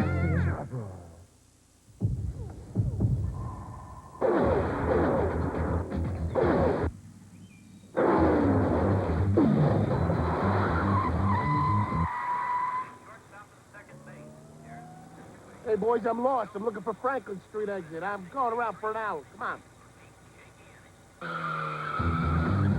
Want more power? Try Valvoline SymPower Complete Fuel System Treatment.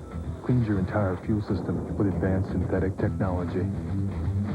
Rogaine Extra Strength is proven to work for 4 out of 5 men. I like my chances. Only Rogaine has extra strength, and it's proven to stop hair loss or regrow hair. Rogaine Extra Strength, proven to work. Mets 7, Yanks nothing. We go to the top of the 4th. Edgardo Alfonso will lead it off. Ray Ordonez. With the red hair now. Sort of a different look. I guess that's red. Rojo.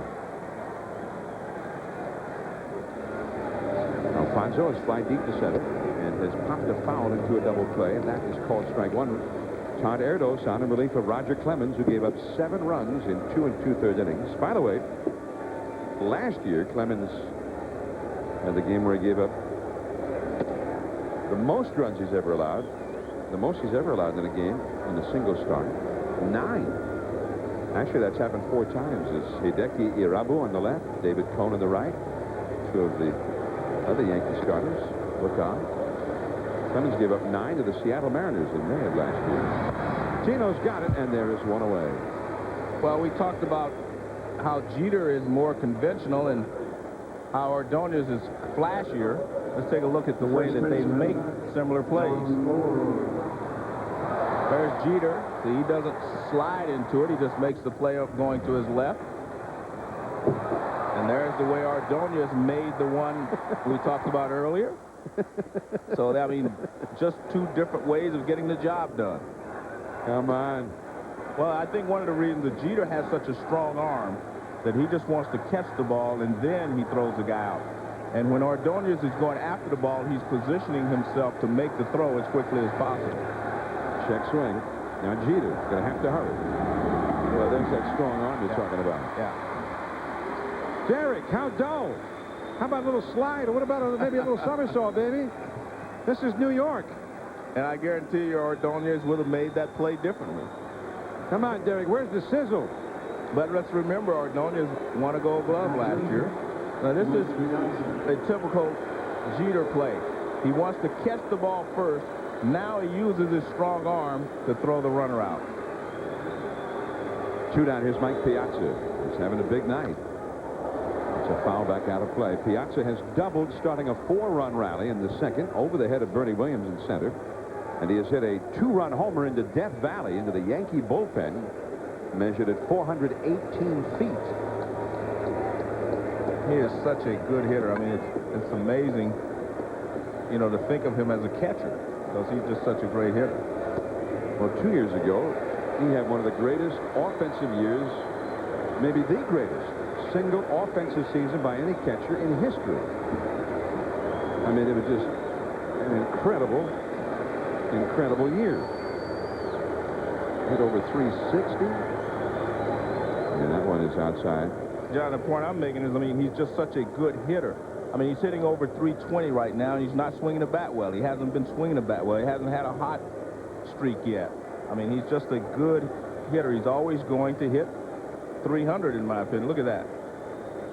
Average season, 335, 33 home runs. I mean, that's amazing. And he's a catcher. And he's a catcher. I mean, he gets beat up behind the plate, just like every other catcher. Like every other catcher, he takes the ball off his hands every once in a while, off his fingers. I mean, and that's why a lot of catchers do have problems maintaining a high batting average. So over the course of a season, you will get a lot of dings and bruises, and they take away from your concentration as well as your physical ability to swing the bat. It's sharply at third. Nice pickup by Brocious. In the dirt, pulled out by Tino Martinez. The Mets go down in order. The Yankees are coming up, down by 7. Jeter, O'Neill, and Bernie Williams when we come back. Ramapo Discount Tire Centers, the area's #1 name for discount tires and complete automotive care. Ramapo Discount Tire Centers. Choose from the best names and quality tires at what else but discounted prices. Ramapo Discount Tire Centers is the home of 4 tires for $99, not just today, but every day. Ramapo Discount Tire Centers, ASC certified technicians that use the latest technology to get your car or truck on the road fast. Don't just watch and listen. Make the call and save today. 1-800-NEW-TIRE or visit Ramapo Discount Tire Centers nearest you today.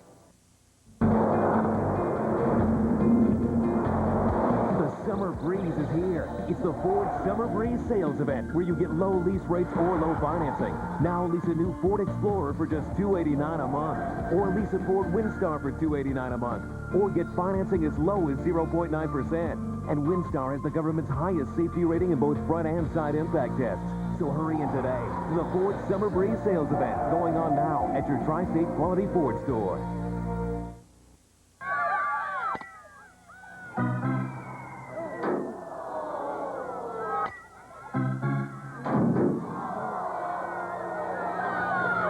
Ever heard of drive-in claim service? No? Well, who's your insurance agent? In Blauvelt, see Jeff Bryant. In Suffern, see Raymond P. Cassidy Jr. In Spring Valley, see Dan Castor-Cone. Being in good hands is the only place to be. Dear Rich, thanks so much for coming to all those games last year. However, the other players and I noticed you had a tough time remembering the words to the national anthem. So I've enclosed a copy of the lyrics to help. Good luck, Tony Gwynn. Or the rampart, or escape through the night of the brave.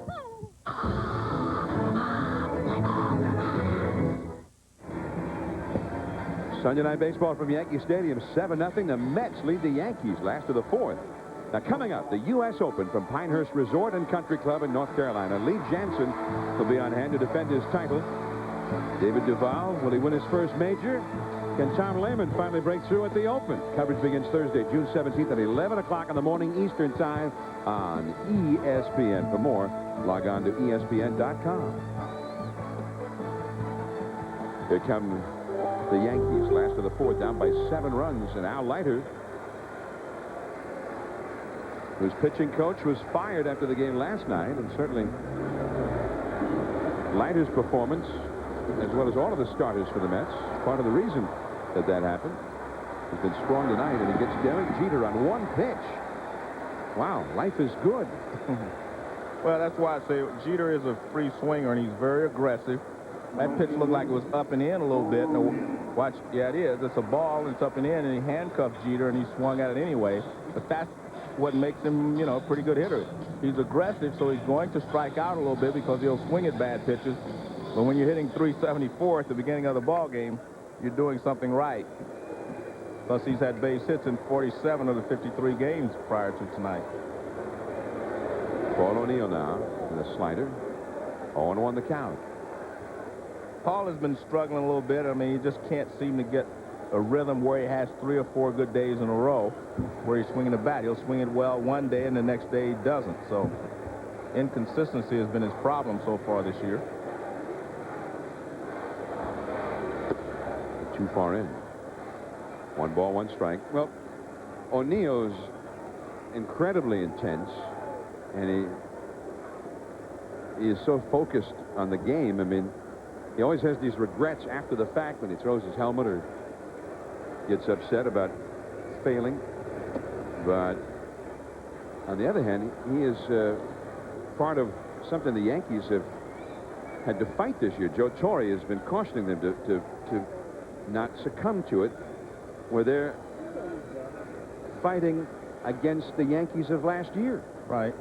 They're saying, hey, we're not holding up to where we were last year. But, John, it's impossible not to do that because in most cases, the guys last year didn't figure that they had career years. They figured this is where I am now and this is the way I will play the rest of my career. And I think you should feel that way. So you say, I can get better. I can do better than I did last year. And that has to be your goal, even though it's a tough goal to attain. In the dirt. Well, And Torrey, as he tells the story, he said he told Paul O'Neill, he says, Paul, you had the 4th best average in the history of the New York Yankees. I mean, you're on the list with Gehrig and Ruth and all these incredible greats. Relax, will you? You don't have to go chasing these bits of esoteric here. Just go out and keep winning. That's Torrey's got a very big... I was going to say, was that his word or yours? Have you ever heard me use that word before? Now look at that. Ruth, Gehrig, Earl Coombs, and DiMaggio, and now O'Neill. Actually, he's 5th on the all-time list. But some pretty good names up there. Coombs was the leadoff man of those great Murderers Row Yankee clubs in the late 20s. And one of the great leadoff men of all time. But, John, I think that's one thing that kept the Yankees going last year. I mean, they won their division by the halfway mark. They were going to win. But the thing that kept them going was that they were never satisfied. They had to keep pushing themselves to do better. And as most people would say, they were playing against themselves last year, you know, to attain numbers, you know, to win more games than they won in the history of the game. And I think that has to carry over. I disagree that you have to just back off and say, okay, I'll let it fall into place, because a lot of times it will not. I think you have to continue to push. You have to continue to push yourself. That's one of the reasons that teams do not, you know, win back-to-back seasons. They'll have a great year, and then the next year they come back and think things are just going to fall into place. And if you do not keep pushing, you'll find out that it will not happen for you. Well, I think Torrey is concerned they not, you know, try too hard. Right. No, I agree with that. Pressure on themselves. Yeah, and I agree with that. But, you know, these guys, you know, they have to have something to work for. I mean, they've won 2 world championships in the last 3 years, so what are you working for? You want a 3rd one. What else are you working for? You want to have a better year than you had last year. You want to prove that last year was not a fluke. 1 ball, 1 strike to Bernie Williams. And the changeup, strike 2. Well, because as you know, I'm not convinced that they were the best team ever.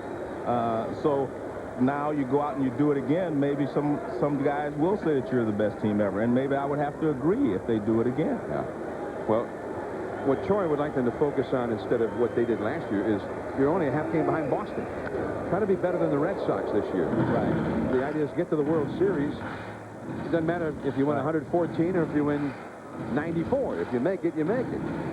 But it's hard. I've been honest with you. It's very difficult. If you reach the top, you know, you just want to stay there. You do not want to fall back to where everyone else is. You want to say, well, we're one of the greatest teams to ever play, and we're going to build a dynasty here. We're going to do this for the next 3 or 4 years. Red Sox lost today to Atlanta, and so they're in a virtual tie for first place right now. But the Yankees, of course, are trailing here 7-0 to the Mets in the 4th inning. And John, I'm speaking a little bit from experience, because when I was with the Reds, we were never satisfied just to win 1 championship. You want to win again. And when we won 2 in a row and we didn't win the 3rd one, we were very disappointed. And I think you have to keep pushing. And the Yankees will say whatever, but they will be disappointed if they do not win again this year. And the slider struck him out. Well, Leiter, I mean, this is the way he pitched last year. Well, I tell you, John, when he went to the mound today, I mean, he had a little giddy up in his step that I noticed when he ran out to the mound. He got out there and he jumped up, kind of threw his hands up a little bit like, I'm ready tonight. And he has definitely pitched that way. Here's a view from Mastcam. That ball starts in the strike zone and then it just drops down. It's a hard slider. And Bernie Williams tried to check his swing, but could not. Now Chili Davis. He got an infield single his first time off the glove of Leiter. 2 down, O'Neill at first. That is a strike. Well, and I want you to make clear, I mean, seeing how we're in New York and everything. Yes. I know what happens here.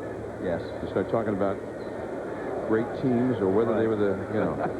You're saying if they do it again this year, maybe you could be persuaded. Well, I'll have to listen. Yeah, I don't have to listen last year because that was once. But again, I mean, I still thought they were a very fine ball club last year. One of the best teams, you know, to ever play. I just didn't think they were the best team. They'll be talking about you on WFAN tomorrow. That's okay. That's okay. I won't be here anyway. That's Joe Morgan. He's so biased. El Duque, Orlando Hernandez, who won yesterday here, made kind of an interesting play, too. Yeah. Now, if they win this year, yes, with the play he made yesterday, then to me they're the greatest team of all Okay, time. if they win this year and do it by steamrolling through the playoffs and doing as well as they did last year, I mean, I think you have to say that. Off the fist to short. Ordonez forces out O'Neill at second. 7-0. The Mets are leading. Robin Ventura coming up as we move to the 5th inning. Need brakes? Now during the Midas $40 lifetime brakes rebate, save $20 per axle or $40 for your whole car. Lifetime guaranteed $40 in savings right now. Go safely. Go Midas.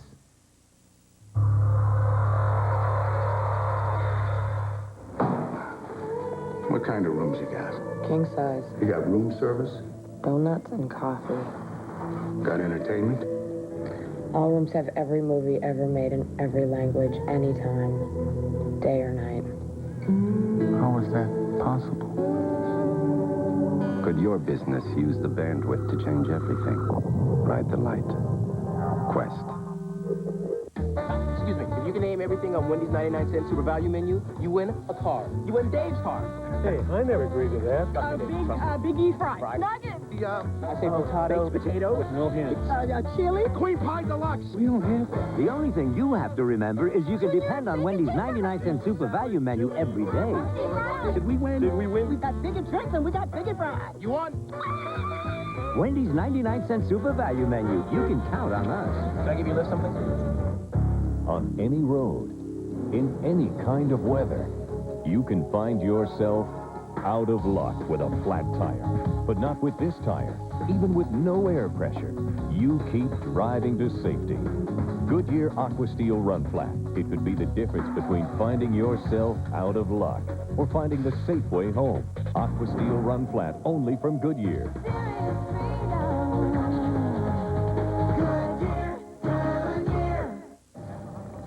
A message to the President of the United States of America. Mr. President, the U.S. team is favored to win the Women's World Cup. As leader of our nation, we feel you should really be at the finals July 10th at the Rose Bowl. This number is dedicated solely to taking your call to confirm that you will be there.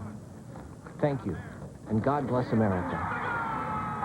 Women's World Cup, starting June 19th on ESPN and ESPN2. Sunday Night Baseball continues from New York. The New York Mets with an 8-game losing streak. New York Yankees, who have won 8 of their last 10, but it's the Mets, all Mets so far tonight. 7-0 Mets. Todd Erdos in relief of Roger Clemens, who was knocked out in the 3rd inning. The Mets had a 4-run second, during which Ventura hit a single, and a 3-run third, during which Ventura singled again. 2 for 2, 2 scored. And that is just off the outside. 1 ball and 1 strike. 2 years ago, when interleague play first began, the Yanks won 2 out of 3 from the Mets in this ballpark. Last year, they moved down to Shea, and the Yanks won 2 out of 3 there. This year, there's a little new wrinkle to interleague play.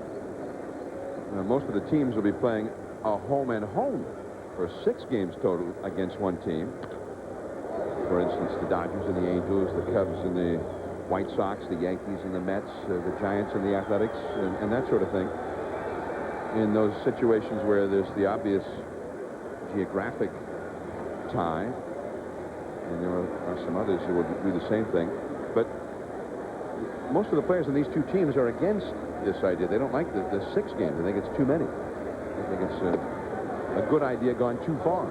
Well, one of the problems is if you're in a place here like New York, I mean, this is not just another series during the season. Everything is hyped up.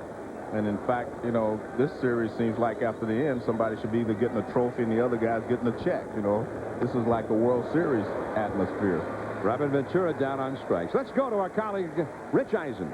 All right, John, well, I'm in Monument Park right now out in left field, standing next to the newest piece of hardware, the one dedicated to Joe DiMaggio in an April game. A wonderful ceremony. Paul Simon sang out in center field, and Bob Shepard read out the last lineup of the last game Joe DiMaggio ever played in the 1951 World Series. Batting third, the catcher, number 8, Yogi Berra. Number 8. Batting fourth, in center field, number 5, Joe DiMaggio. number 5. Willie Mays actually hit 8 for the Giants that day. And that day, Bob Shepard, when he read out the lineup, 1951 was DiMaggio's last season. It was Bob Shepard's first here at Yankee Stadium. And now in 1999, John, he's just a few feet down from you in the press box. Thanks, Rich. And there he is, the elegant Bob Shepard, speech professor at St. John's University. And for all these many years, the distinctive and outstanding voice of Yankee Stadium. And he also travels across the river to Giants Stadium and works the Giants football games over there during the NFL season.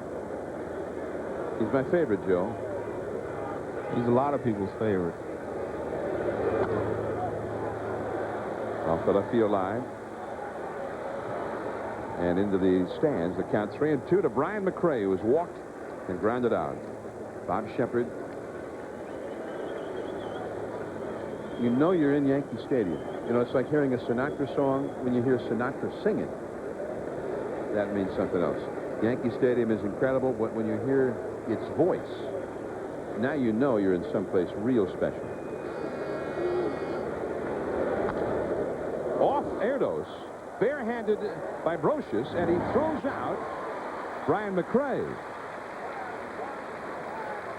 1-5-3 for that put out. And Girardi had to make sure Erdos is all right. Well, this is interesting. I mean, I don't know why Brocious barehands this ball. Watch. I mean, that's a tough play to make. I mean, just catch it with your glove and throw him out. But that was a very difficult play to make. When the ball is moving that fast, the barehanded, the only guy I know that does that consistently is Omar Vizquel. I mean, he just does it routinely. Gene Monahan, the trainer, out to make sure Erdos is all right. While they talk out there, let's go to Trey Wingo for an update. All right, John, 10-10-9000 takes us back to the Bob. Matt Williams put the D-backs up 4-1, but in the 6th, Juan Gonzalez only hitting 143 against Andy Bennis. Doesn't matter. His 15th home run. It's now a 4-2 game. John and Joe.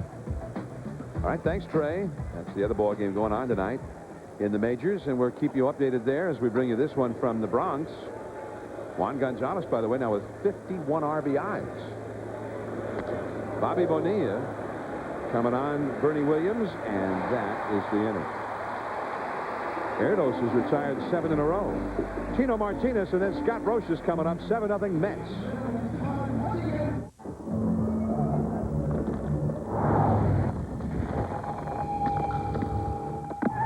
Think something that small can't hurt your car? Even smaller carbon deposits can clog your car's fuel injectors. So use Gum Out Extra Fuel Injector Cleaner to get rid of deposits for smoother overall performance.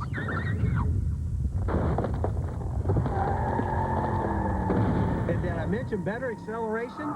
Drive your fuel injectors clean with Gum Out Extra. What is the value of victory? What makes success so sweet? At American General, we help over 12 million people every day live the lives they've imagined. With retirement services, life insurance, consumer loans, and whether they have big dreams or little dreams, the real victory is seeing their dreams come true. American General Financial Group. Live the life you've imagined. I vow to make you invincible. To make your engine sing. To use the strong, tough synthetic oil. The one that has a super breed of molecules to protect you from cold, heat, dirt, time. The one that'll help keep you from growing old. I will never let you die.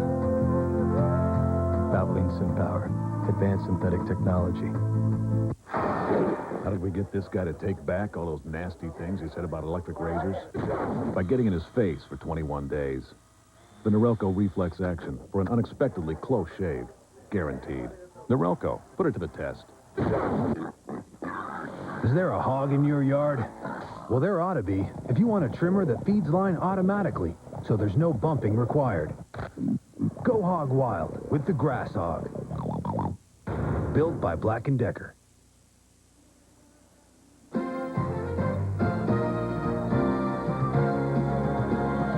ESPN Sunday Night Baseball is brought to you by Phillips. technology that's making life a little better all the time. And by Black & Decker. Go hog wild with the Grass Hog, built by Black & Decker. We now return to ESPN Sunday Night Baseball, presented by Gum Out, with John Miller and Joe Morgan. All right, and there's ball one to Tino Martinez. He's still giving me first billing, Joe. That's okay. I think, you know why? I think he's a New York guy. He's one of those guys who were calling the talk shows last year, complaining about you. 2-0 the count. I'm John Miller with Joe Morgan. Joe, Hall of Fame, top billing, let's face it. Oui, monsieur. Oh, I'm sorry, I'm back. Man, you are like a world, you're a jet setter these days. Joe spending a little time at center court in, what is it, Roland Garros? Roland Garros. Roland Garros in Paris. How was it over there? You enjoy it? Enjoyed it. Tennis was great. Great restaurant. Oh, Big place. You did more than just watch the tennis center. Oh, yes. Had a great time. All right. I don't want to name drop or anything, so I won't. Is Paris a better city than New York? Careful. You're trying. I love New York. All right. Love New York. I know. You always, I mean, you live life to the fullest. Joe never sleeps. He says, I have plenty of time for that when I'm dead.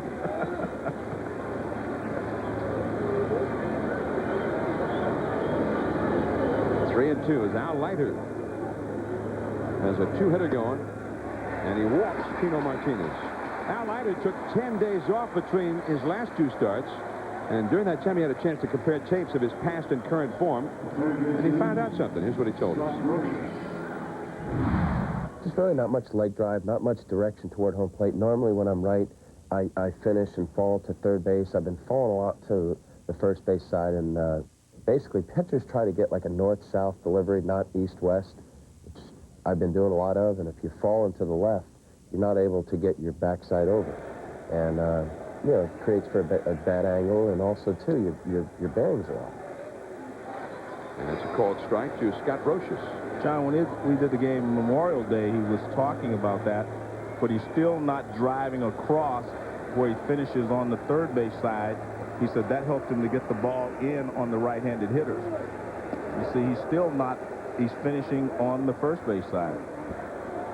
But he's successful tonight, so I don't know if I would change anything. Well, that game on Memorial Day gave up 5 runs in 7 innings. And he was really almost flustered talking about it after. He said, you know, I felt like I had good stuff. But the Reds actually came from behind to win that ball game. And the Reds are playing good baseball right now, so. That's been one of the surprise teams early on in the National League. I mean, they are real hot. And that's one of the things, John, you can look at if you look at this Mets 8-game losing streak. They were swept by the Diamondbacks, who were playing excellent baseball. They were swept by the Reds, who are playing very good baseball. They've lost the first 2 ball games here to the Yankees, who are playing very good at this time. So they've run into some hot teams, you know, at the wrong time. I mean, 2 weeks ago, we were talking about the Mets are playing good baseball. They were 7 or 8 games above 500. Back out of play. Still 1 ball, 2 strikes. Well, the Reds have won 8 in a row.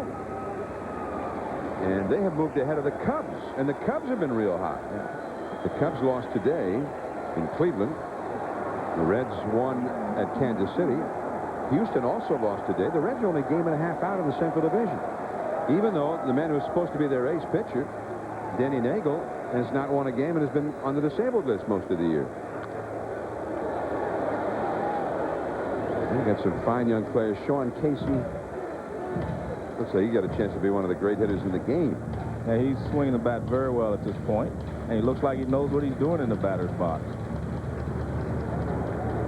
And a guy who has a great respect and great love for the game. Came into the day second in the National League with a .379 average. Sean Casey. Brocious bloops one, shallow left.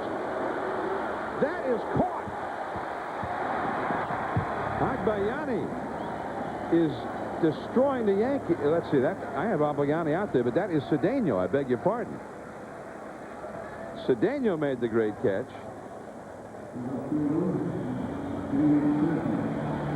And it was a fine catch. Brocious gets jammed, and we get this view from behind the plate, and here comes Cedeno. Usually you make that catch with one hand. He made it with two. Nice play by Cedeno. Cedeno came up throwing as Tino Martinez had to hurry back to first base. Roger Cedeno, I mean, this guy's got great speed and range in the outfield. We know he can steal a base. He's been proving that. Shane Spencer now, one of the heroes of the month of September for the Yankees, and even in the division series against Texas. This guy got on a roll last year. Back out of play. 1 ball, 1 strike.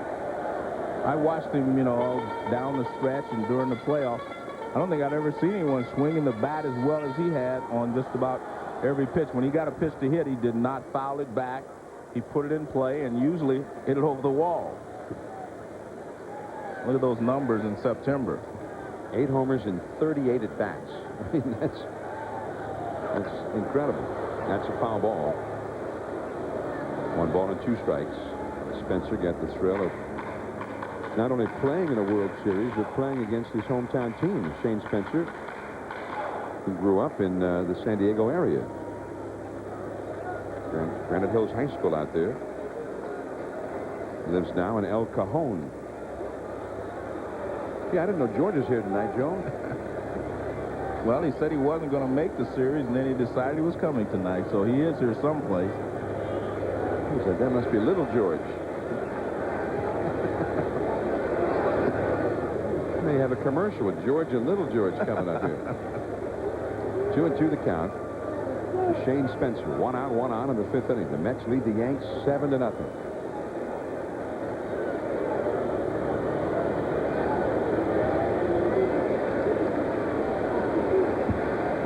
Al Leiter, 17 wins last year, but only 2 so far this year. That is ball 3, and over to second base. Opportunistically goes Tino Martinez on the wild pitch.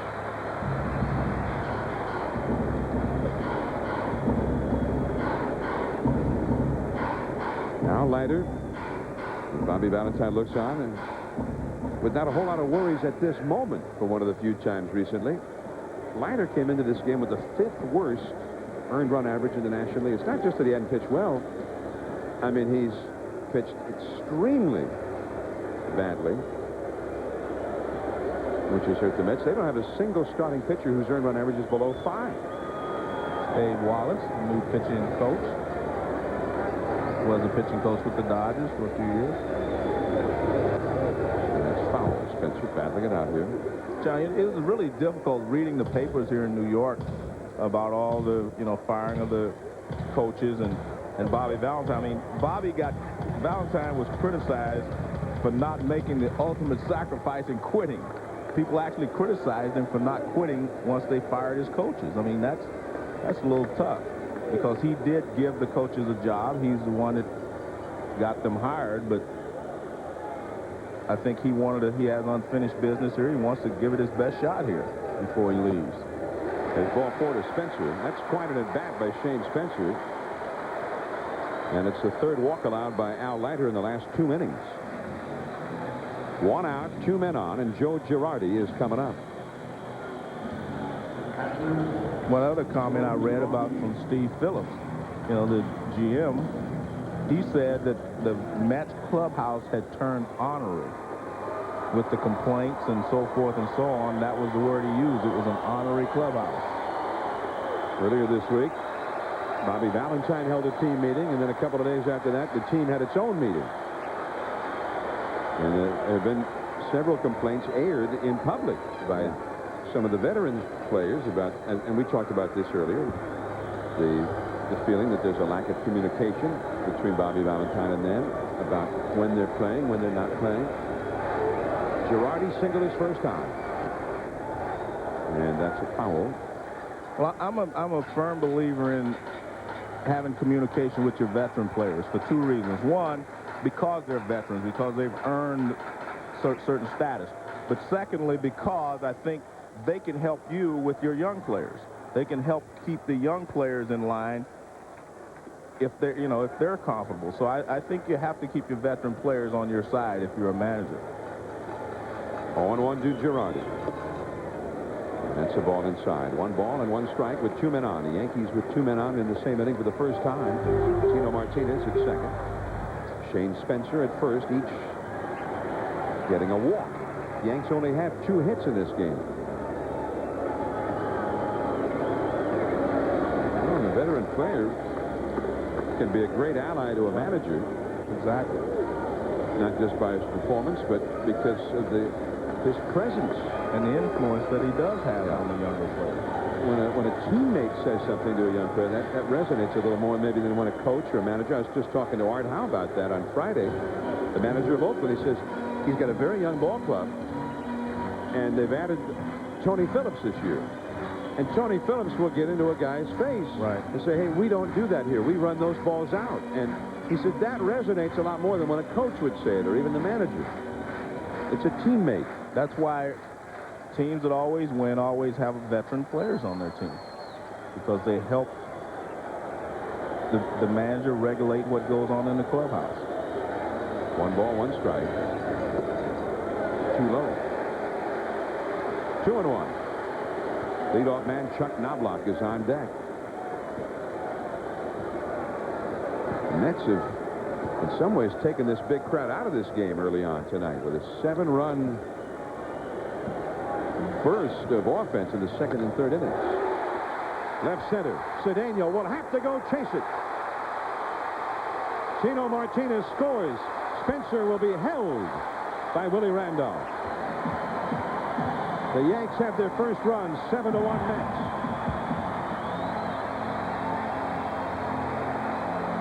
John, this is what I was talking about earlier. When you get a lead, you do not help the opposition. You do not walk hitters. You do not make errors. You just make the routine plays. Make them earn it. Leiter walked 2 hitters, and now he gives Girardi a 2-1 fastball in the middle of the plate, and he drills it in the gap in left center field. Good play here by Cedeno. He plays the carom and gets the ball back in, and they hold Shane Spencer at third base.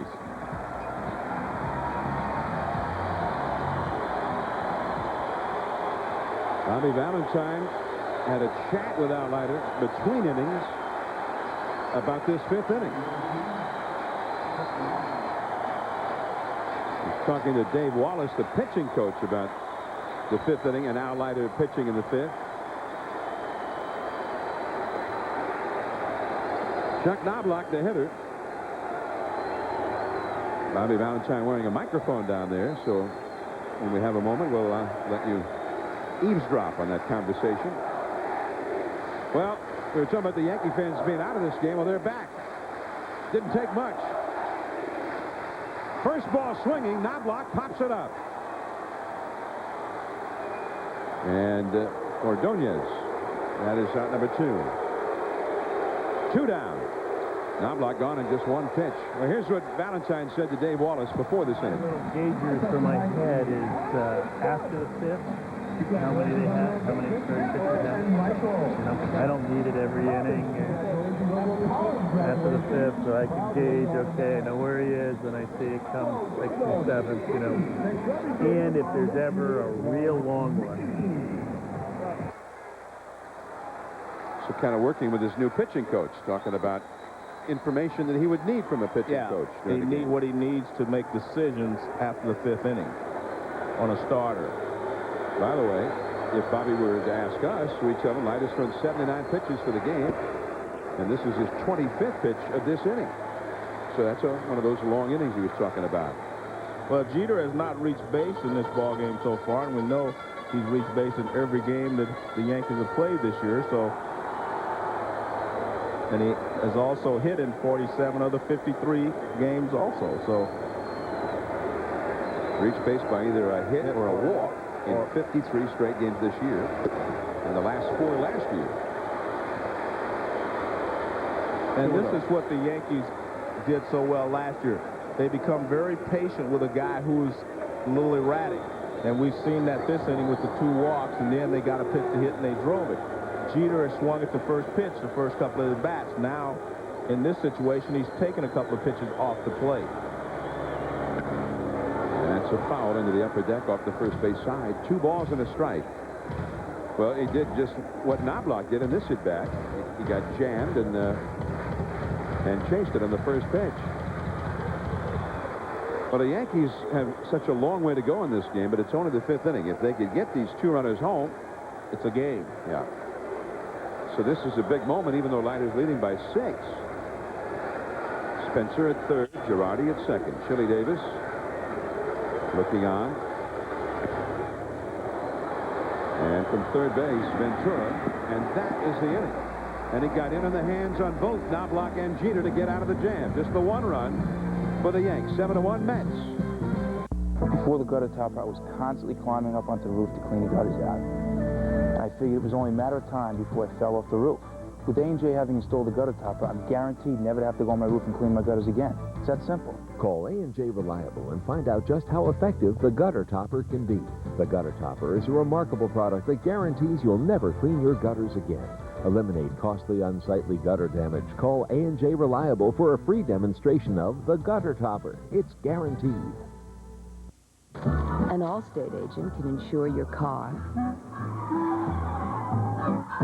your home, your business, even your life. Who's your insurance agent? In Suffern, see the Bob Gauza Insurance Agency. In Spring Valley, see Izzy Katisna. In Orangeburg, see Frank Kennelly. Being in good hands is the only place to be. Suzuki Fest 99, folks. Step right up. Pick a selected Suzuki Cruiser and pick up $400 in free accessories. How about you, sir? A Suzuki Intruder 800 and maybe a jacket? Or how about a Marauder 800 and helmet? It's up to you. There's lots to choose from. And choose from financing offers like 0 monthly payments or low APR. But hurry in. Suzuki Fest 99 and soon. Suzuki Fest 99, folks. Haverstraw Motorsports, big toys for big boys and girls, too. Route 9W Haverstraw. 2 teams, 1 cup. Hockey's ultimate prize. Stanley Cup Finals, Stars, Sabres, Game 3. Saturday at 8, only on ESPN. Trey Wingo in the Baseball Tonight studios. Our Propecia rising star this week has to be Reds closer Scott Williams, the pride of Fort Polk, South Carolina, in 16 innings, 5 hits, 6 walks, 23 strikeouts, 2-0, 5 for 5, and saved chances. Back to John and Joe at Yankee Stadium. All right, thanks, Trey. And in that game on Memorial Day, the Reds bullpen no-hit the Mets for 6 1/3 innings to win that ball game at Shea. The flags at Yankee Stadium are being flown at half-mast tonight in remembrance of Zachary Fisher. He was a major philanthropic benefactor here in the New York community, and sadly he passed away on Friday.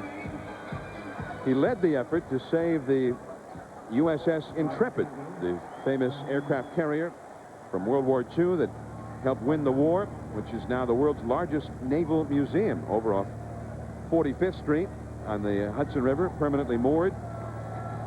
And Zachary Fisher will be laid to rest Monday.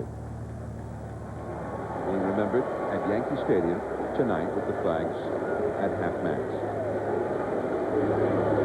Here's Benny Agbayani against Todd Erdos. That's a called strike. Agbayani hit a 2-run single against Clemens in the second to make that a 4-run inning. Then he drove in the 7th run for the Mets and knocked Clemens out of the game in the 3rd. His average for the year is now .431. Pretty good hitting. .431.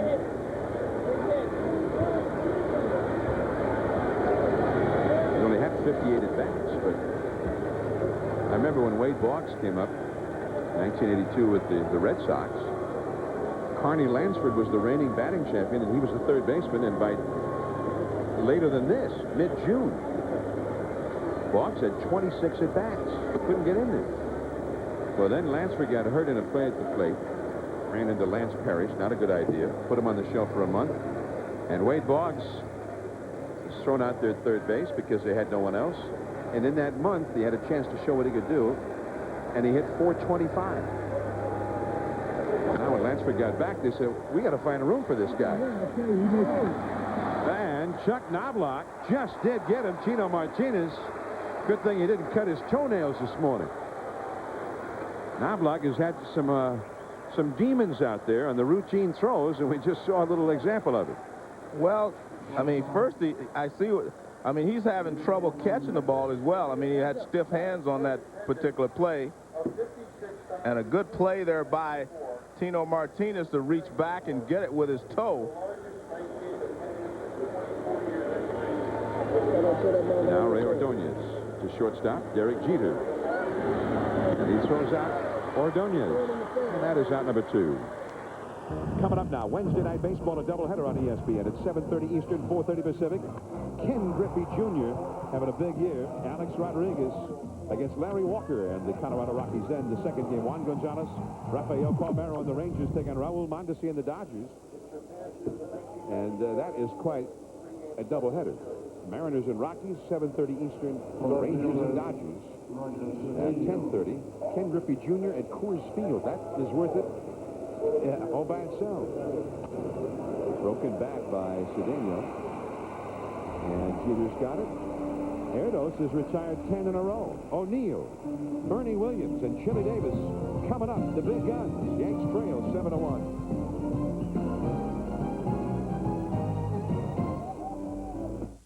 Rogaine Extra Strength is proven to work for 4 out of 5 men. I like my chances. Only Rogaine has extra strength, and it's proven to stop hair loss or regrow hair. Rogaine Extra Strength, proven to work. In our quest for the finest brakes in the world, we tested our pads against other leading brands. With pad after pad, in test after test, the results were always the same. No other brand stopped shorter than Performance Friction Carbon Metallic. The ones we stock at AutoZone. A professional doesn't depend upon the easy way out. He depends upon his equipment. That's why professionals have been driving GMC for nearly a century. Like this GMC Jimmy with a full-length steel frame. So it has the backbone to give you comfort and support, even when the pavement doesn't. Right now, buy a 99 Jimmy and get 1.9% APR financing. The Jimmy looks pretty good, too. But then a true professional always knows how to dress well. Jimmy by GMC. Backbone standard. Martha, are you downstairs again, honey? Oh, not now, Mom. I gotta get out of here. I'm late.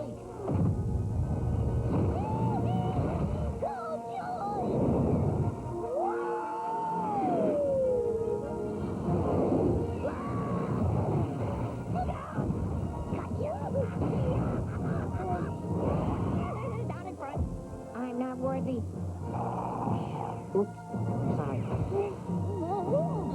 You can buy a Gateway Essential PC for $999, or you can buy a PC from a bargain basement company for $499. Then add a monitor, lots of software, 24/7 tech support, a year on the internet, and end up paying over $1,200.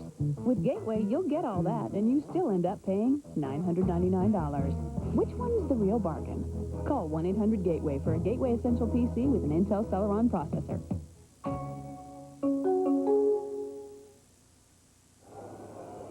ESPN Sunday Night Baseball. The Mets 7, the Yankees 1 as Paul O'Neill tries to get the Yanks started here in the 6th against Al Leiter. Leiter was living dangerously in the 5th inning. He walked a couple, and then Girardi hit a double to get a run home. And he had Knobloch and Jeter coming up, but he got both of them with the jam jobs and got out of it. Paul O'Neill has struck out looking, and he is walked. Beautiful pitch right there. He's been throwing sliders away. He went away with the first pitch, and then he comes in back under the hands. I mean, watch this pitch. I mean, it's a beautiful pitch. Perfect pitch. And now, I mean, he's got Paul O'Neill guessing. He's kept Paul O'Neill off balance the entire ball game. The match cam as Mike Piazza sees it. Goes back outside. 1 ball and 2 strikes. You know, we talk a lot about the Mets and the problems that have beset them. And it seems that if you're going to put a statistical spin on it, the starting pitching has been poor, and their clutch hitting has not been there. O'Neill pops it up. Ray Ordonez. And there is one away. The Yankees have had their own offensive problems. They've been slumping and have not hit well in the clutch either, although it doesn't show up quite as much. And Chuck Knobloch's had his own defensive slump. Well, let's take a look at this. First of all, look at his hands. I mean, they're stiff. Now look at his throw. He grabs it. I mean, just not much on there at all. I mean, that's the problem. I mean, lack of confidence out there. First, he caught the ball with his stiff hands. That tells you he doesn't want the ball hit to him. And then when he did grab it, he just kind of pushed it to first base. He didn't throw it. And that's a long way for a guy who won a Gold Glove in 1997 to, you know, be having problems making throws. Bernie Williams has fouled out the first and struck out. Well, you know, Chuck Knobloch wanted out of Minnesota when the Twins were struggling.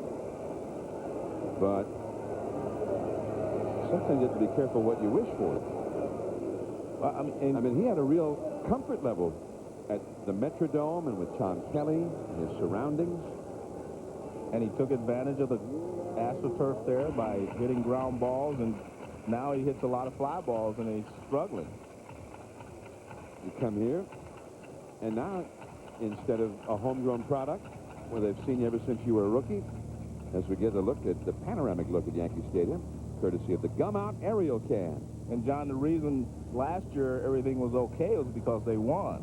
But if they were to have some struggles this year down the stretch in September, a lot of fingers would be pointed if he's not having a good year. So it'll be a little different. And let's face it, fingers were pointed last year. Ordonez with the catch on a shot hit by Bernie Williams.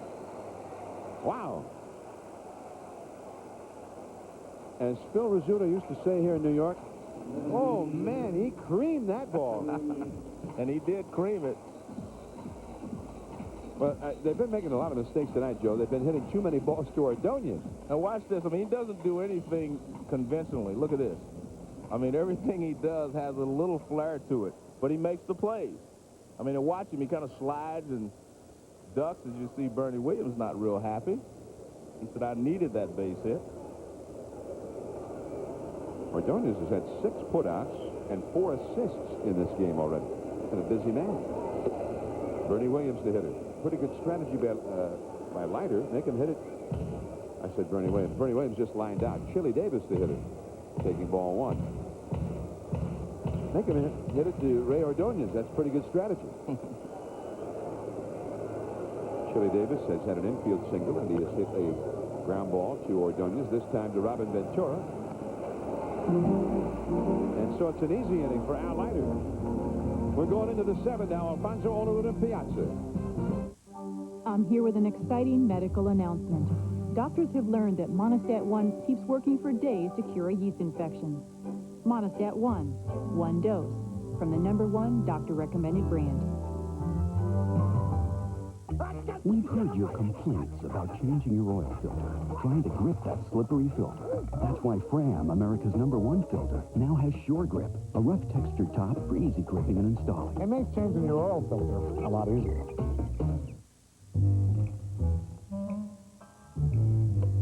Yeah? You know what time it is? Dad. Ooh, see you at the party, you know, and Vicky, you know, Vicky. Maybe an abduction shouldn't keep you out past your curfew. Now, this is going to hurt you more than it's going to hurt me. No, Dad. All beef patty special sauce. Sing it with me, son. Lettuce, cheese, pickles, onions on the sesame seed bun. We got some fries, too. Yeah. Did somebody say McDonald's?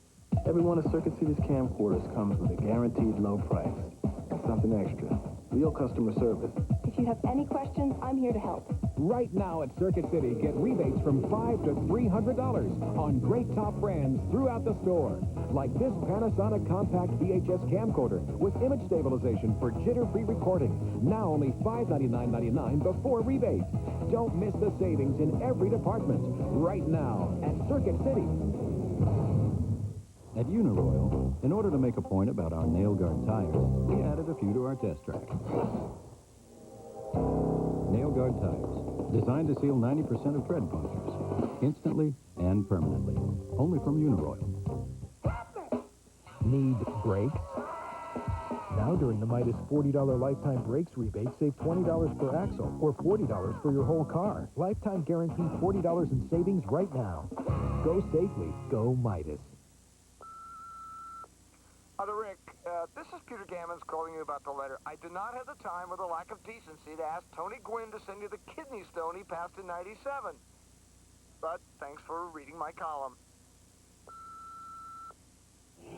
ESPN Sunday Night Baseball. The Mets and Yankees from Yankee Stadium, and there's the lookout in Monument Park in that area with the Yankees' long list of retired numbers. Whitey Ford there, Thurman Munson, Elston Howard, Roger Maris, the Scooter, Phil Rizzuto, Billy Martin, and Reggie Jackson, Mr. October, Don Mattingly, and of course Ruth, Gehrig, Mantle, DiMaggio. I've had quite a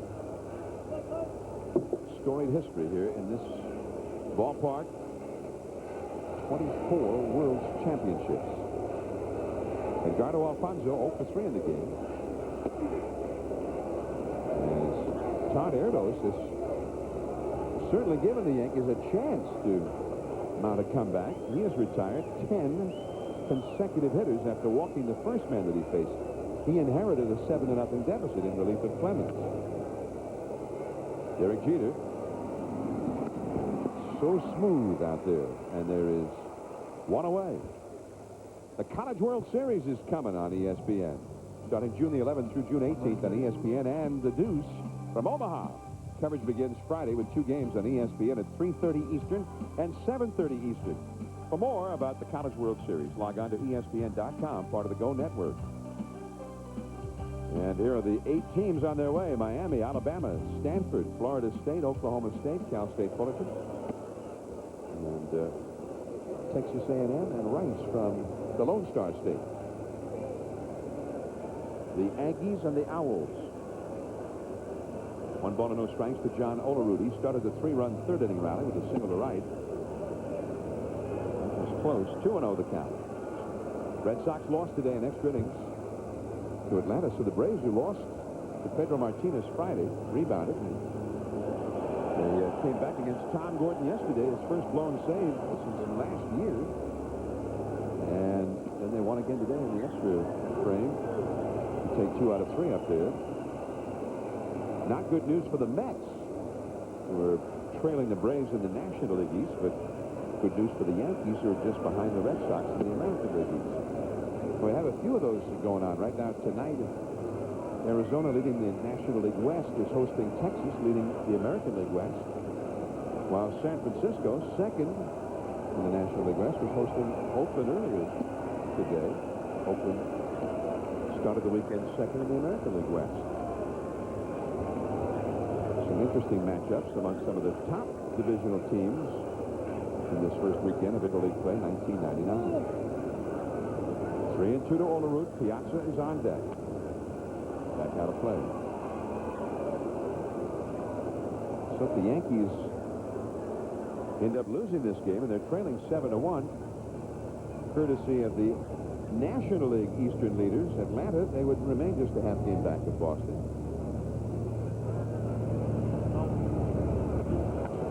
And that is a foul out of play off to the left. The other thing, here are the Mets having to battle with Atlanta. And right now, Philadelphia, the Phillies are playing real well. Some excellent hitting. And some fine young pitching. Dan Norton starts to warm up in the Yankee bullpen. But the Mets have to play the Yankees, the defending world champions, 6 times this year. The Braves don't. The Phillies don't. There are a few inequities in the interleague schedule this year. Ball 4 to Olerud. Piazza coming up. Let's take a look at Mike Piazza. He's hit a home run and a double. Now, these 2 swings are going to be very similar in that the balance is almost perfect. Take a look at his balance, and he just drops his shoulder down on the low pitch and drives it out. Now, watch this next pitch is up about belt high. Balance is there, everything the same. He just didn't have to go down and get it. So very similar in his approach. He didn't have to change anything. The bad pitch, meaning the splitter that stayed up, was hit out of the ballpark. The low fastball he was able to go down and get. That's good hitting, being able to adjust to what the pitcher is doing. Piazza with a big night. That first swing, the low pitch, was a double to center that started the 4-run second. That second pitch, the belt high one, was a long home run to Death Valley to the right of the 399 marker out there. 2-run homer. And he is 2 for 3 in the game. His first weekend at Yankee Stadium. Erdos the pitcher. Soaring pop-up foul. It goes out of play. And they've changed their approach in this at-bat to Piazza. They tried to come in on him on that pitch. The other 2 pitches were out over the plate. Piazza in the first 2 games of this series was 2 for 8 with 4 strikeouts. He struck out 3 times yesterday. But tonight, he has shown the fans here at Yankee Stadium what he's all about. Had a 40-homer, 362 year 2 years ago with the Dodgers. That's another pop-up. Another pitch in. Derek Jeter. And that is out number 2.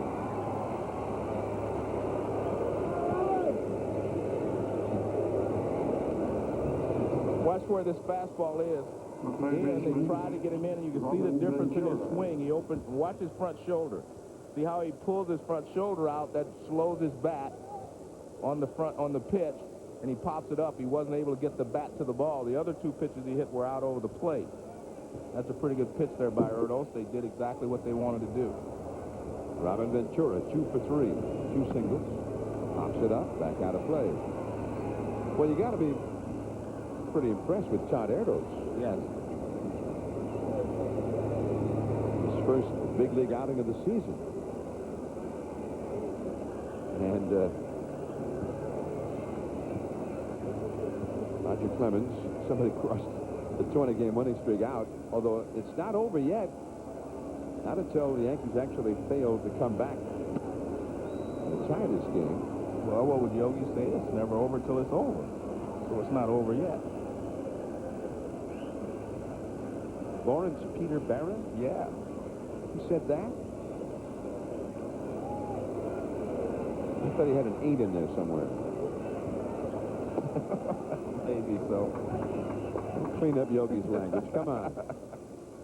It ain't over till it's over. Well, and actually that sounds better. I mean, you understand what he means. And Yogi reconciled with George Steinbrenner, and Yogi's back. Yeah, and that's great. He was absent here for many, many years. The Yankees, and this franchise, and their fans were the poorer for it. 3-1 now to Robin Ventura. And I tell you what, I've played golf with Yogi a lot. I used to spend a lot of winters with him, every winter actually playing golf. And it takes a lot to make Yogi mad. So George had really made him mad. And there's ball 4 to Robin Ventura. So 2 walks in the inning by Erdos. There's Yogi on the lower right with the '62 World Championship team.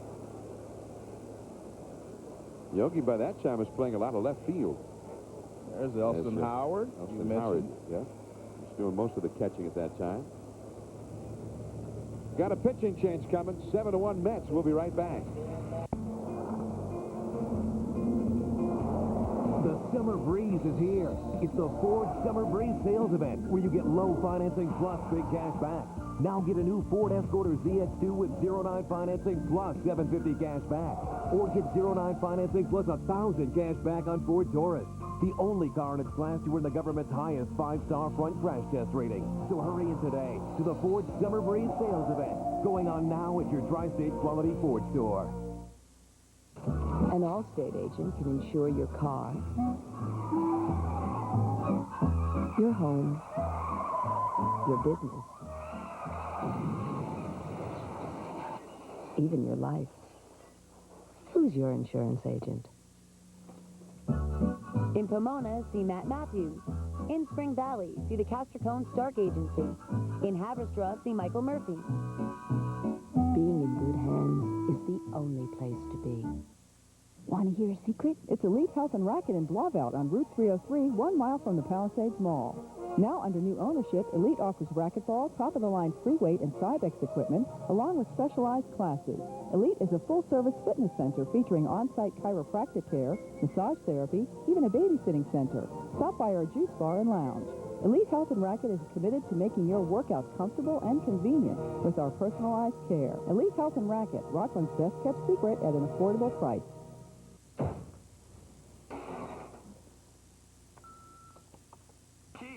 What's happening? It's me, Nomar Garcia-Parra. Hey, man, how can I ever repay you for your help this afternoon in the 8th? We need more people like you who believe in the power of the rally cap.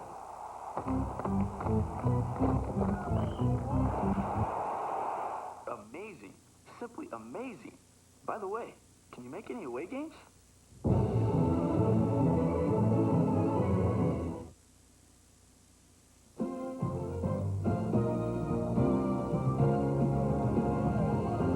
ESPN Sunday Night Baseball is presented by Gum Out. Drive your fuel system clean with a complete line of Gum Out Performance Fuel Additives. And in part by Sony. Fast forward to Sony Digital 8.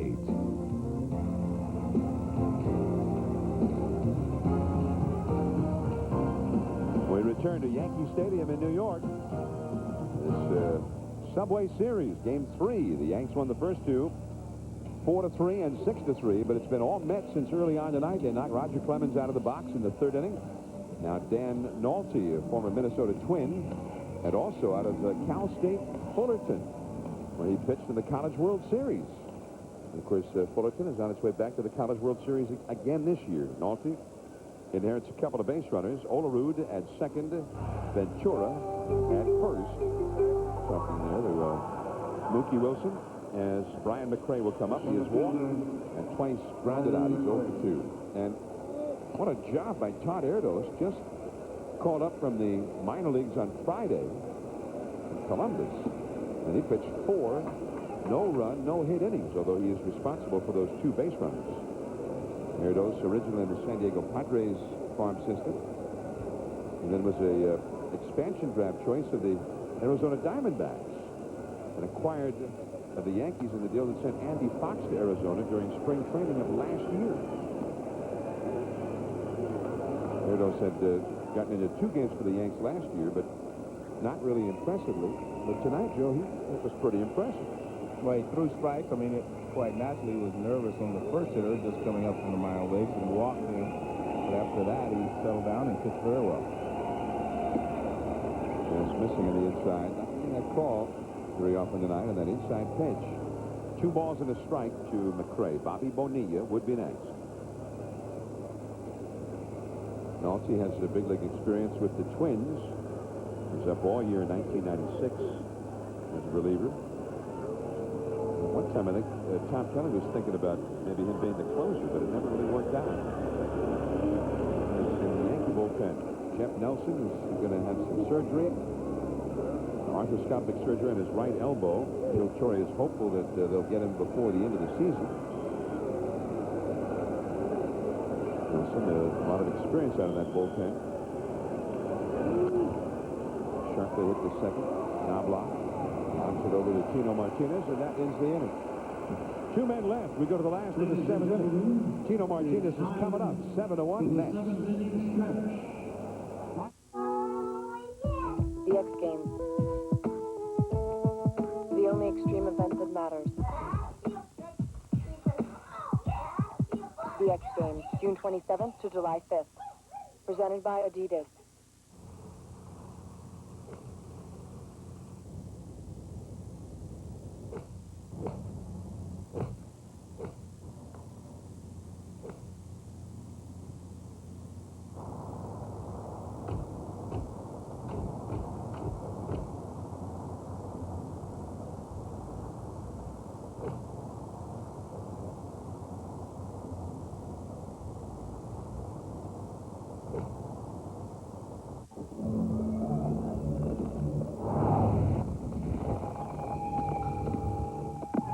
Think something that small can't hurt your car? Even smaller carbon deposits can clog your car's fuel injectors.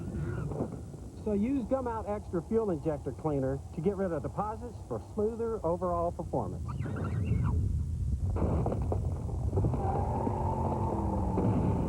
mention better acceleration? Drive your fuel injectors clean with Gum Out Extra.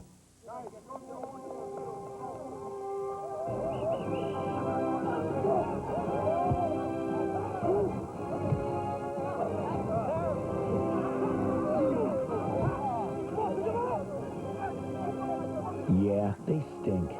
But with the new Sony Digital 8 Handycam, they've never looked better.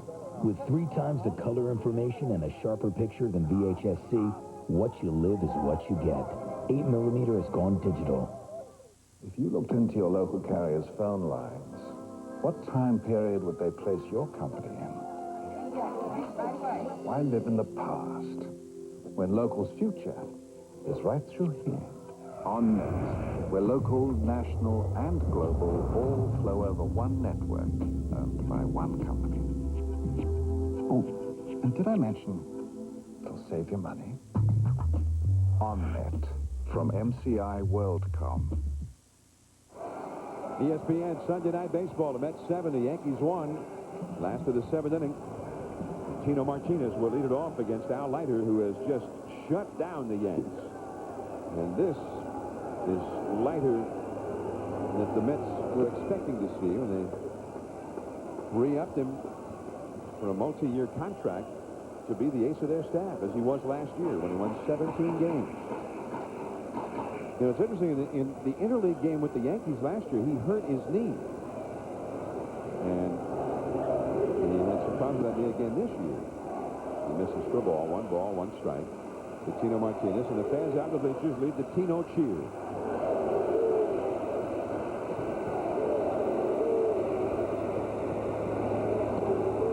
Base hit. Agbayani hustles over to cut it off.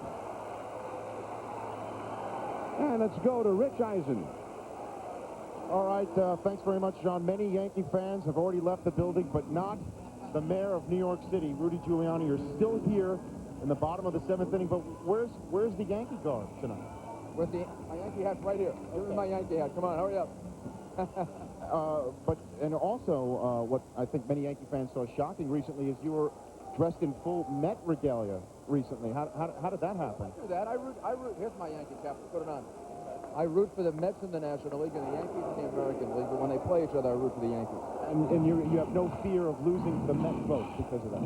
Oh, yeah, I do. They boo me all the time. But you could still win with the Yankees. When I went up to do a little radio before, they were yelling at me, "Are you still a Yankee fan? 7-0. Are you still going to be here?" So I have to remain now until the very end. Well, I'm going to send it back to John while I talk to you about parking on my street. Back to you, John. All right, thanks, Rich. 0-2 now to count to Scott Brocious. Al Leiter had the Mets' last complete game, but that was in September, early September of last year. In fact, the Mets have not had anybody so much as finish 8 innings in a game this year. Brocious into center. McRae, and that is out. Number 1, Brocious is 0 for 3. The Mets bullpen is up right now, even as we speak. Leiter works in the 7th inning here. Brocious back to the dugout. Shane Spencer will come up now. There is Armando Benitez, the former Baltimore Oriole, who is just having an amazing year in the Mets bullpen. Well, the entire bullpen, as I said earlier, is pitching well. John Franco has only had 1 blown save. He gets in trouble a lot, but he's always able to get out of trouble. So their bullpen has been excellent. Al Leiter had 7 2/3 innings pitched in April against Montreal. That is not only his longest outing of the year, it's the longest outing by any Mets starter the whole year. And here he is in the 7th inning, and they've got the bullpen going. He has now thrown 100 pitches in the game.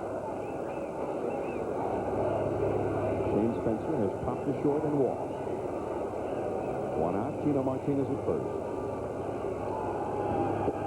And that's inside with a cut fastball, 2-0. The Mets have had 60 consecutive games going back to last year since somebody actually finished the 8th inning of the game.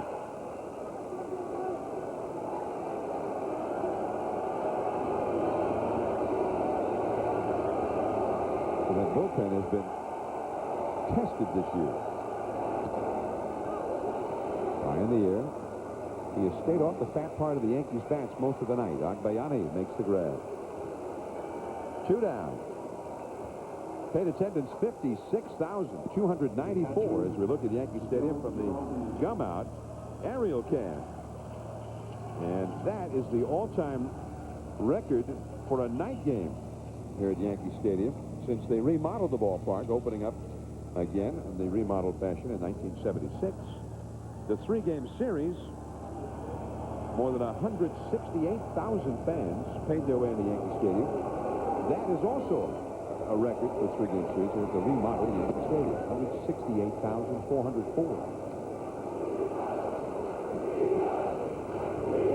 Joe Girardi has had an infield single, and he has also hit a double, driving in the Yankees' only run of the game.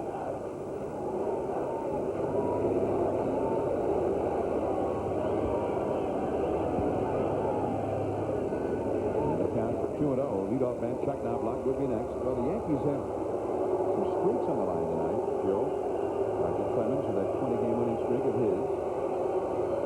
And if they don't come back and at least tie this ball game, that will be at an end. Derek Jeter, 53 straight games this year, plus the last 4 of last year. Actually, the last 57 games, he has reached base with either a hit or a walk, but not tonight against Leiter. 0 for 3 against Leiter. And a Mets streak could end tonight. The Mets have lost 8 in a row. The Mets streak, I think they would feel much differently about it ending than the Yankees would feel about any of theirs ending. Robin Ventura. The force out at second base with Alfonso covering on Martinez. We go to the 8th inning now. Bonilla coming up. 7-1 Mets. May I take your order, please? 4 Biggie Fries and 4 Biggie Drinks. Are you sure? Yeah. Wendy's Biggie Fries and Biggie Drinks are really big. The biggest you can get for 99 cents. Here you go. So be careful. I was afraid of that. Need brakes? Now during the Midas $40 lifetime brakes rebate, save $20 per axle or $40 for your whole car. Lifetime guaranteed $40 in savings right now. Go safely. Go Midas. There's a lot of reasons why so many people who take care of their cars turn to AutoZone each week. The low prices on the replacement parts they really need, and the large selection of the things they simply want. But most of all, they come to AutoZone because of the helpful, friendly people who work there. Kind of folks who know their stuff and who'll go the extra mile to help you out. Because after all, taking pride in taking care of people is what AutoZone is all about. Today's Sports Century Classic Moment is brought to you by AC Delco. Eddie Murray is one of 3 players with over 500 homers and 3,000 hits. If you put me in scoring position, Eddie Murray would get him home some kind of way. The tougher the situation, the better he was. As a Met, he knocks in his 1,510th run, passing Mickey Mantle as the all-time switch-hitting leader, June 6, 1992. If you don't get AC Delco brand name parts, you'd better get a good brand name shoe. AC Delco. If you're not asking for it, you're asking for it. No matter what you drive or what it needs, ask for dependable AC Delco automotive parts. They're the ones I rely on. AC Delco. If you're not asking for it, you're asking for it. The Mets 7, the Yankees 1. We move to the top of the 8th inning from Yankee Stadium. And here's the gum out in-game box score for the Mets. At the top of the order, not much from Cedeno and Alfonso, but it hasn't mattered. Olerud with a single. He scored a run. Mike Piazza's had the big night. A homer and a double. 2 RBIs, 2 scored. Robin Ventura, 2 singles, 2 scored. And on down the list, Bobby Bonilla got the thing rolling in the second inning with a bases-loaded double to drive in the first 2 runs. And Benny Agbayani's had 2 hits and 3 RBIs, all against Roger Clemens, whom they knocked out in the 3rd inning. Now, be sure and look at your newsstand for ESPN Magazine. The new issue is out there now. On the cover, Tiger Woods, and on the inside, Dan Patrick's outtakes with David Cohn. So the Astros in orbit, and Sean Green of the Blue Jays thriving. All in the ESPN Magazine. Check it out.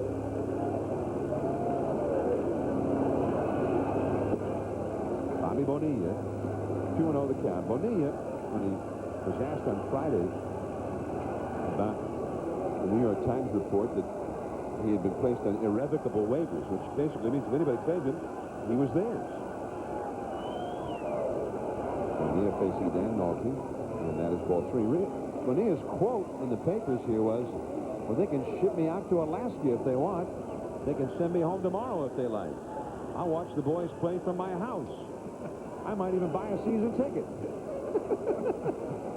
Well, ball 4 to Bobby Bonilla. Well, it's not a bad idea since it's their money. The paper also reported that they still owe him $12 million. So I guess he could buy a season ticket. Could be a trade being discussed right now, Joe. Steve Phillips, the vice president and general manager for the Mets. Bobby Bonilla over at first base, and Benny Agbayani will come up. He is 2 for 3 with 3 runs batted in. Too high from Nolte. 7-1. The Mets are leading in the 8th inning. Bonilla told me before the game that his knee feels just fine. He hurt the knee in a freak play at first base in spring training. Pitcher covering, they collided, and he hurt the knee badly. Tried to play on it for a long while. It just wasn't working. And, I mean, Bobby Bo feels he's got a lot of very strong baseball still in him. But last year, he tried to play hurt all year long, and it just did not work. First with Florida, then with the Dodgers. It's a foul. 1 ball, 2 strikes now to Agbayani. Well, he's actually taking his brace off. He's not wearing a brace tonight. Says his knee feels great, and he's starting to be able to play without the brace. 1 ball, 2 strikes to Agbayani. Slider, a strike. Did he say it was a strike? Yes. Yeah, okay. I thought that was strike 3. It is. Well, yeah, and finally, Agbayani agrees. Well, earlier, Bobby Valentine, a Mets manager who's wearing a microphone tonight for us, was talking to the Mets bat boy about this losing streak the Mets have been dealing with. Trying to decide if it was me or if it was you. It was a tough decision. Every time I'd sit by myself, I'd look up, count the days that you're here, and count the days that I've been trying to manage to win. And I'm not one to ever point the finger, but there was a little coincidence there. You know what I mean? Yeah, you.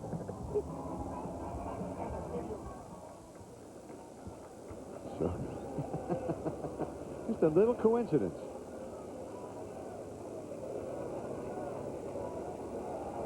I think that's Oral Hershiser's son.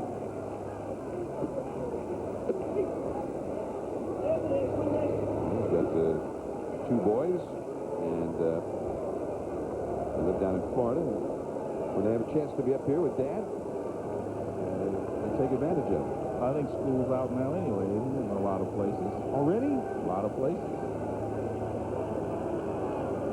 Oral Hershiser now with the Mets. And that's all for Ordonez. So a couple of strikeouts here for Nolte. 2 down, runner at first, and leadoff man Roger Clemens coming up. 7-1 is the score here. The Mets, who open up this big lead very early in this ball game.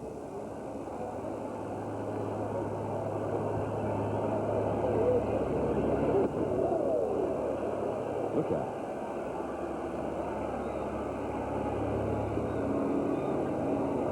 In fact, I'm sure school is out in a lot of places. Roger Clemens' family was here to watch him pitch tonight. From the Houston area. And he was very anxious for his wife and his kids to get a flavor of the Mets and the Yankees at Yankee Stadium. All the excitement, the electricity. But as it turned out, it was Roger himself who didn't get much of the flavor. on a 2 2/3 innings pitch.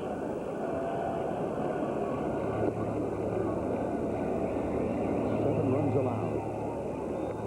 3 balls and no strikes. Well, you know, I was talking to Bobby Valentine at the batting cage, Joe, and also later to Mike Piazza, John Olerud, Robin Ventura. His losing streaks, everything gets magnified. Really, I mean, it's a terrible time for anybody involved in it. But in 1983, I remember the Baltimore Orioles, who won the World Series that year and won 98 games in the regular season, had 2 different 7-game losing streaks. I mean, they had 7 losses in a row 2 times that year, and they won it all. That one hit hard by Cedeno right to O'Neill. Derek Jeter coming up second, and he has not reached base tonight. His streak is on the line.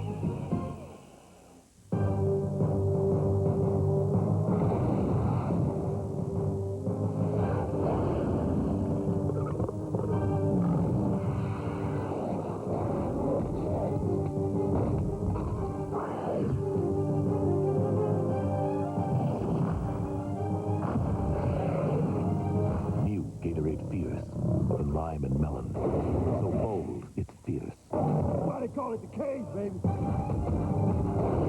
Here at VMI, we were asked to try the Norelco Advantage for 21 days. There was quiet dissension. I'm not giving up my blade. And anxious inquiry. The heck is this? Goo? But then we started to realize the lotion actually gave us a closer, smoother shave than we expected, without the nicks and cuts like blades. Our fear diminished. Our hopes arose, and life got a little less hairy. Come on, babyface, move it. The Norelco Advantage. Put it to the test. If you don't like it, they'll give you your money back guaranteed. Unleash power, sell more per hour, get business going, keep it growing, change ammunition, kill competition, unlock data, make profits fatter, take sharper aim, boost market gains, save more time, more peace of mind, forge better ties, economize, link devices without a crisis. Our technology is hot, we are the dust.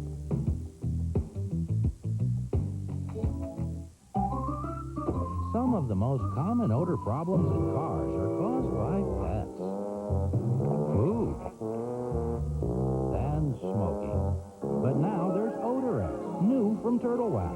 Odorex sprays directly onto upholstery and carpets. Odorex encapsulates odors, eliminates them, and leaves you with a clean, fresh scent. It's not an air freshener, it's an odor eliminator. New Odorex from Turtle Wax. Use it in the home, too. Odorex. When you talk to your kids about drugs, it may seem as though nothing's getting through. Don't believe it. Keep talking. Talk, listen, stay involved. Sunday Night Baseball presented by Gum Out from Yankee Stadium, New York, and it's been all Mets. They lead 7-1. Here's the Gum Out Yankees in-game box score. And a lot of offers up there at the top of the order. Yankees only have 4 hits.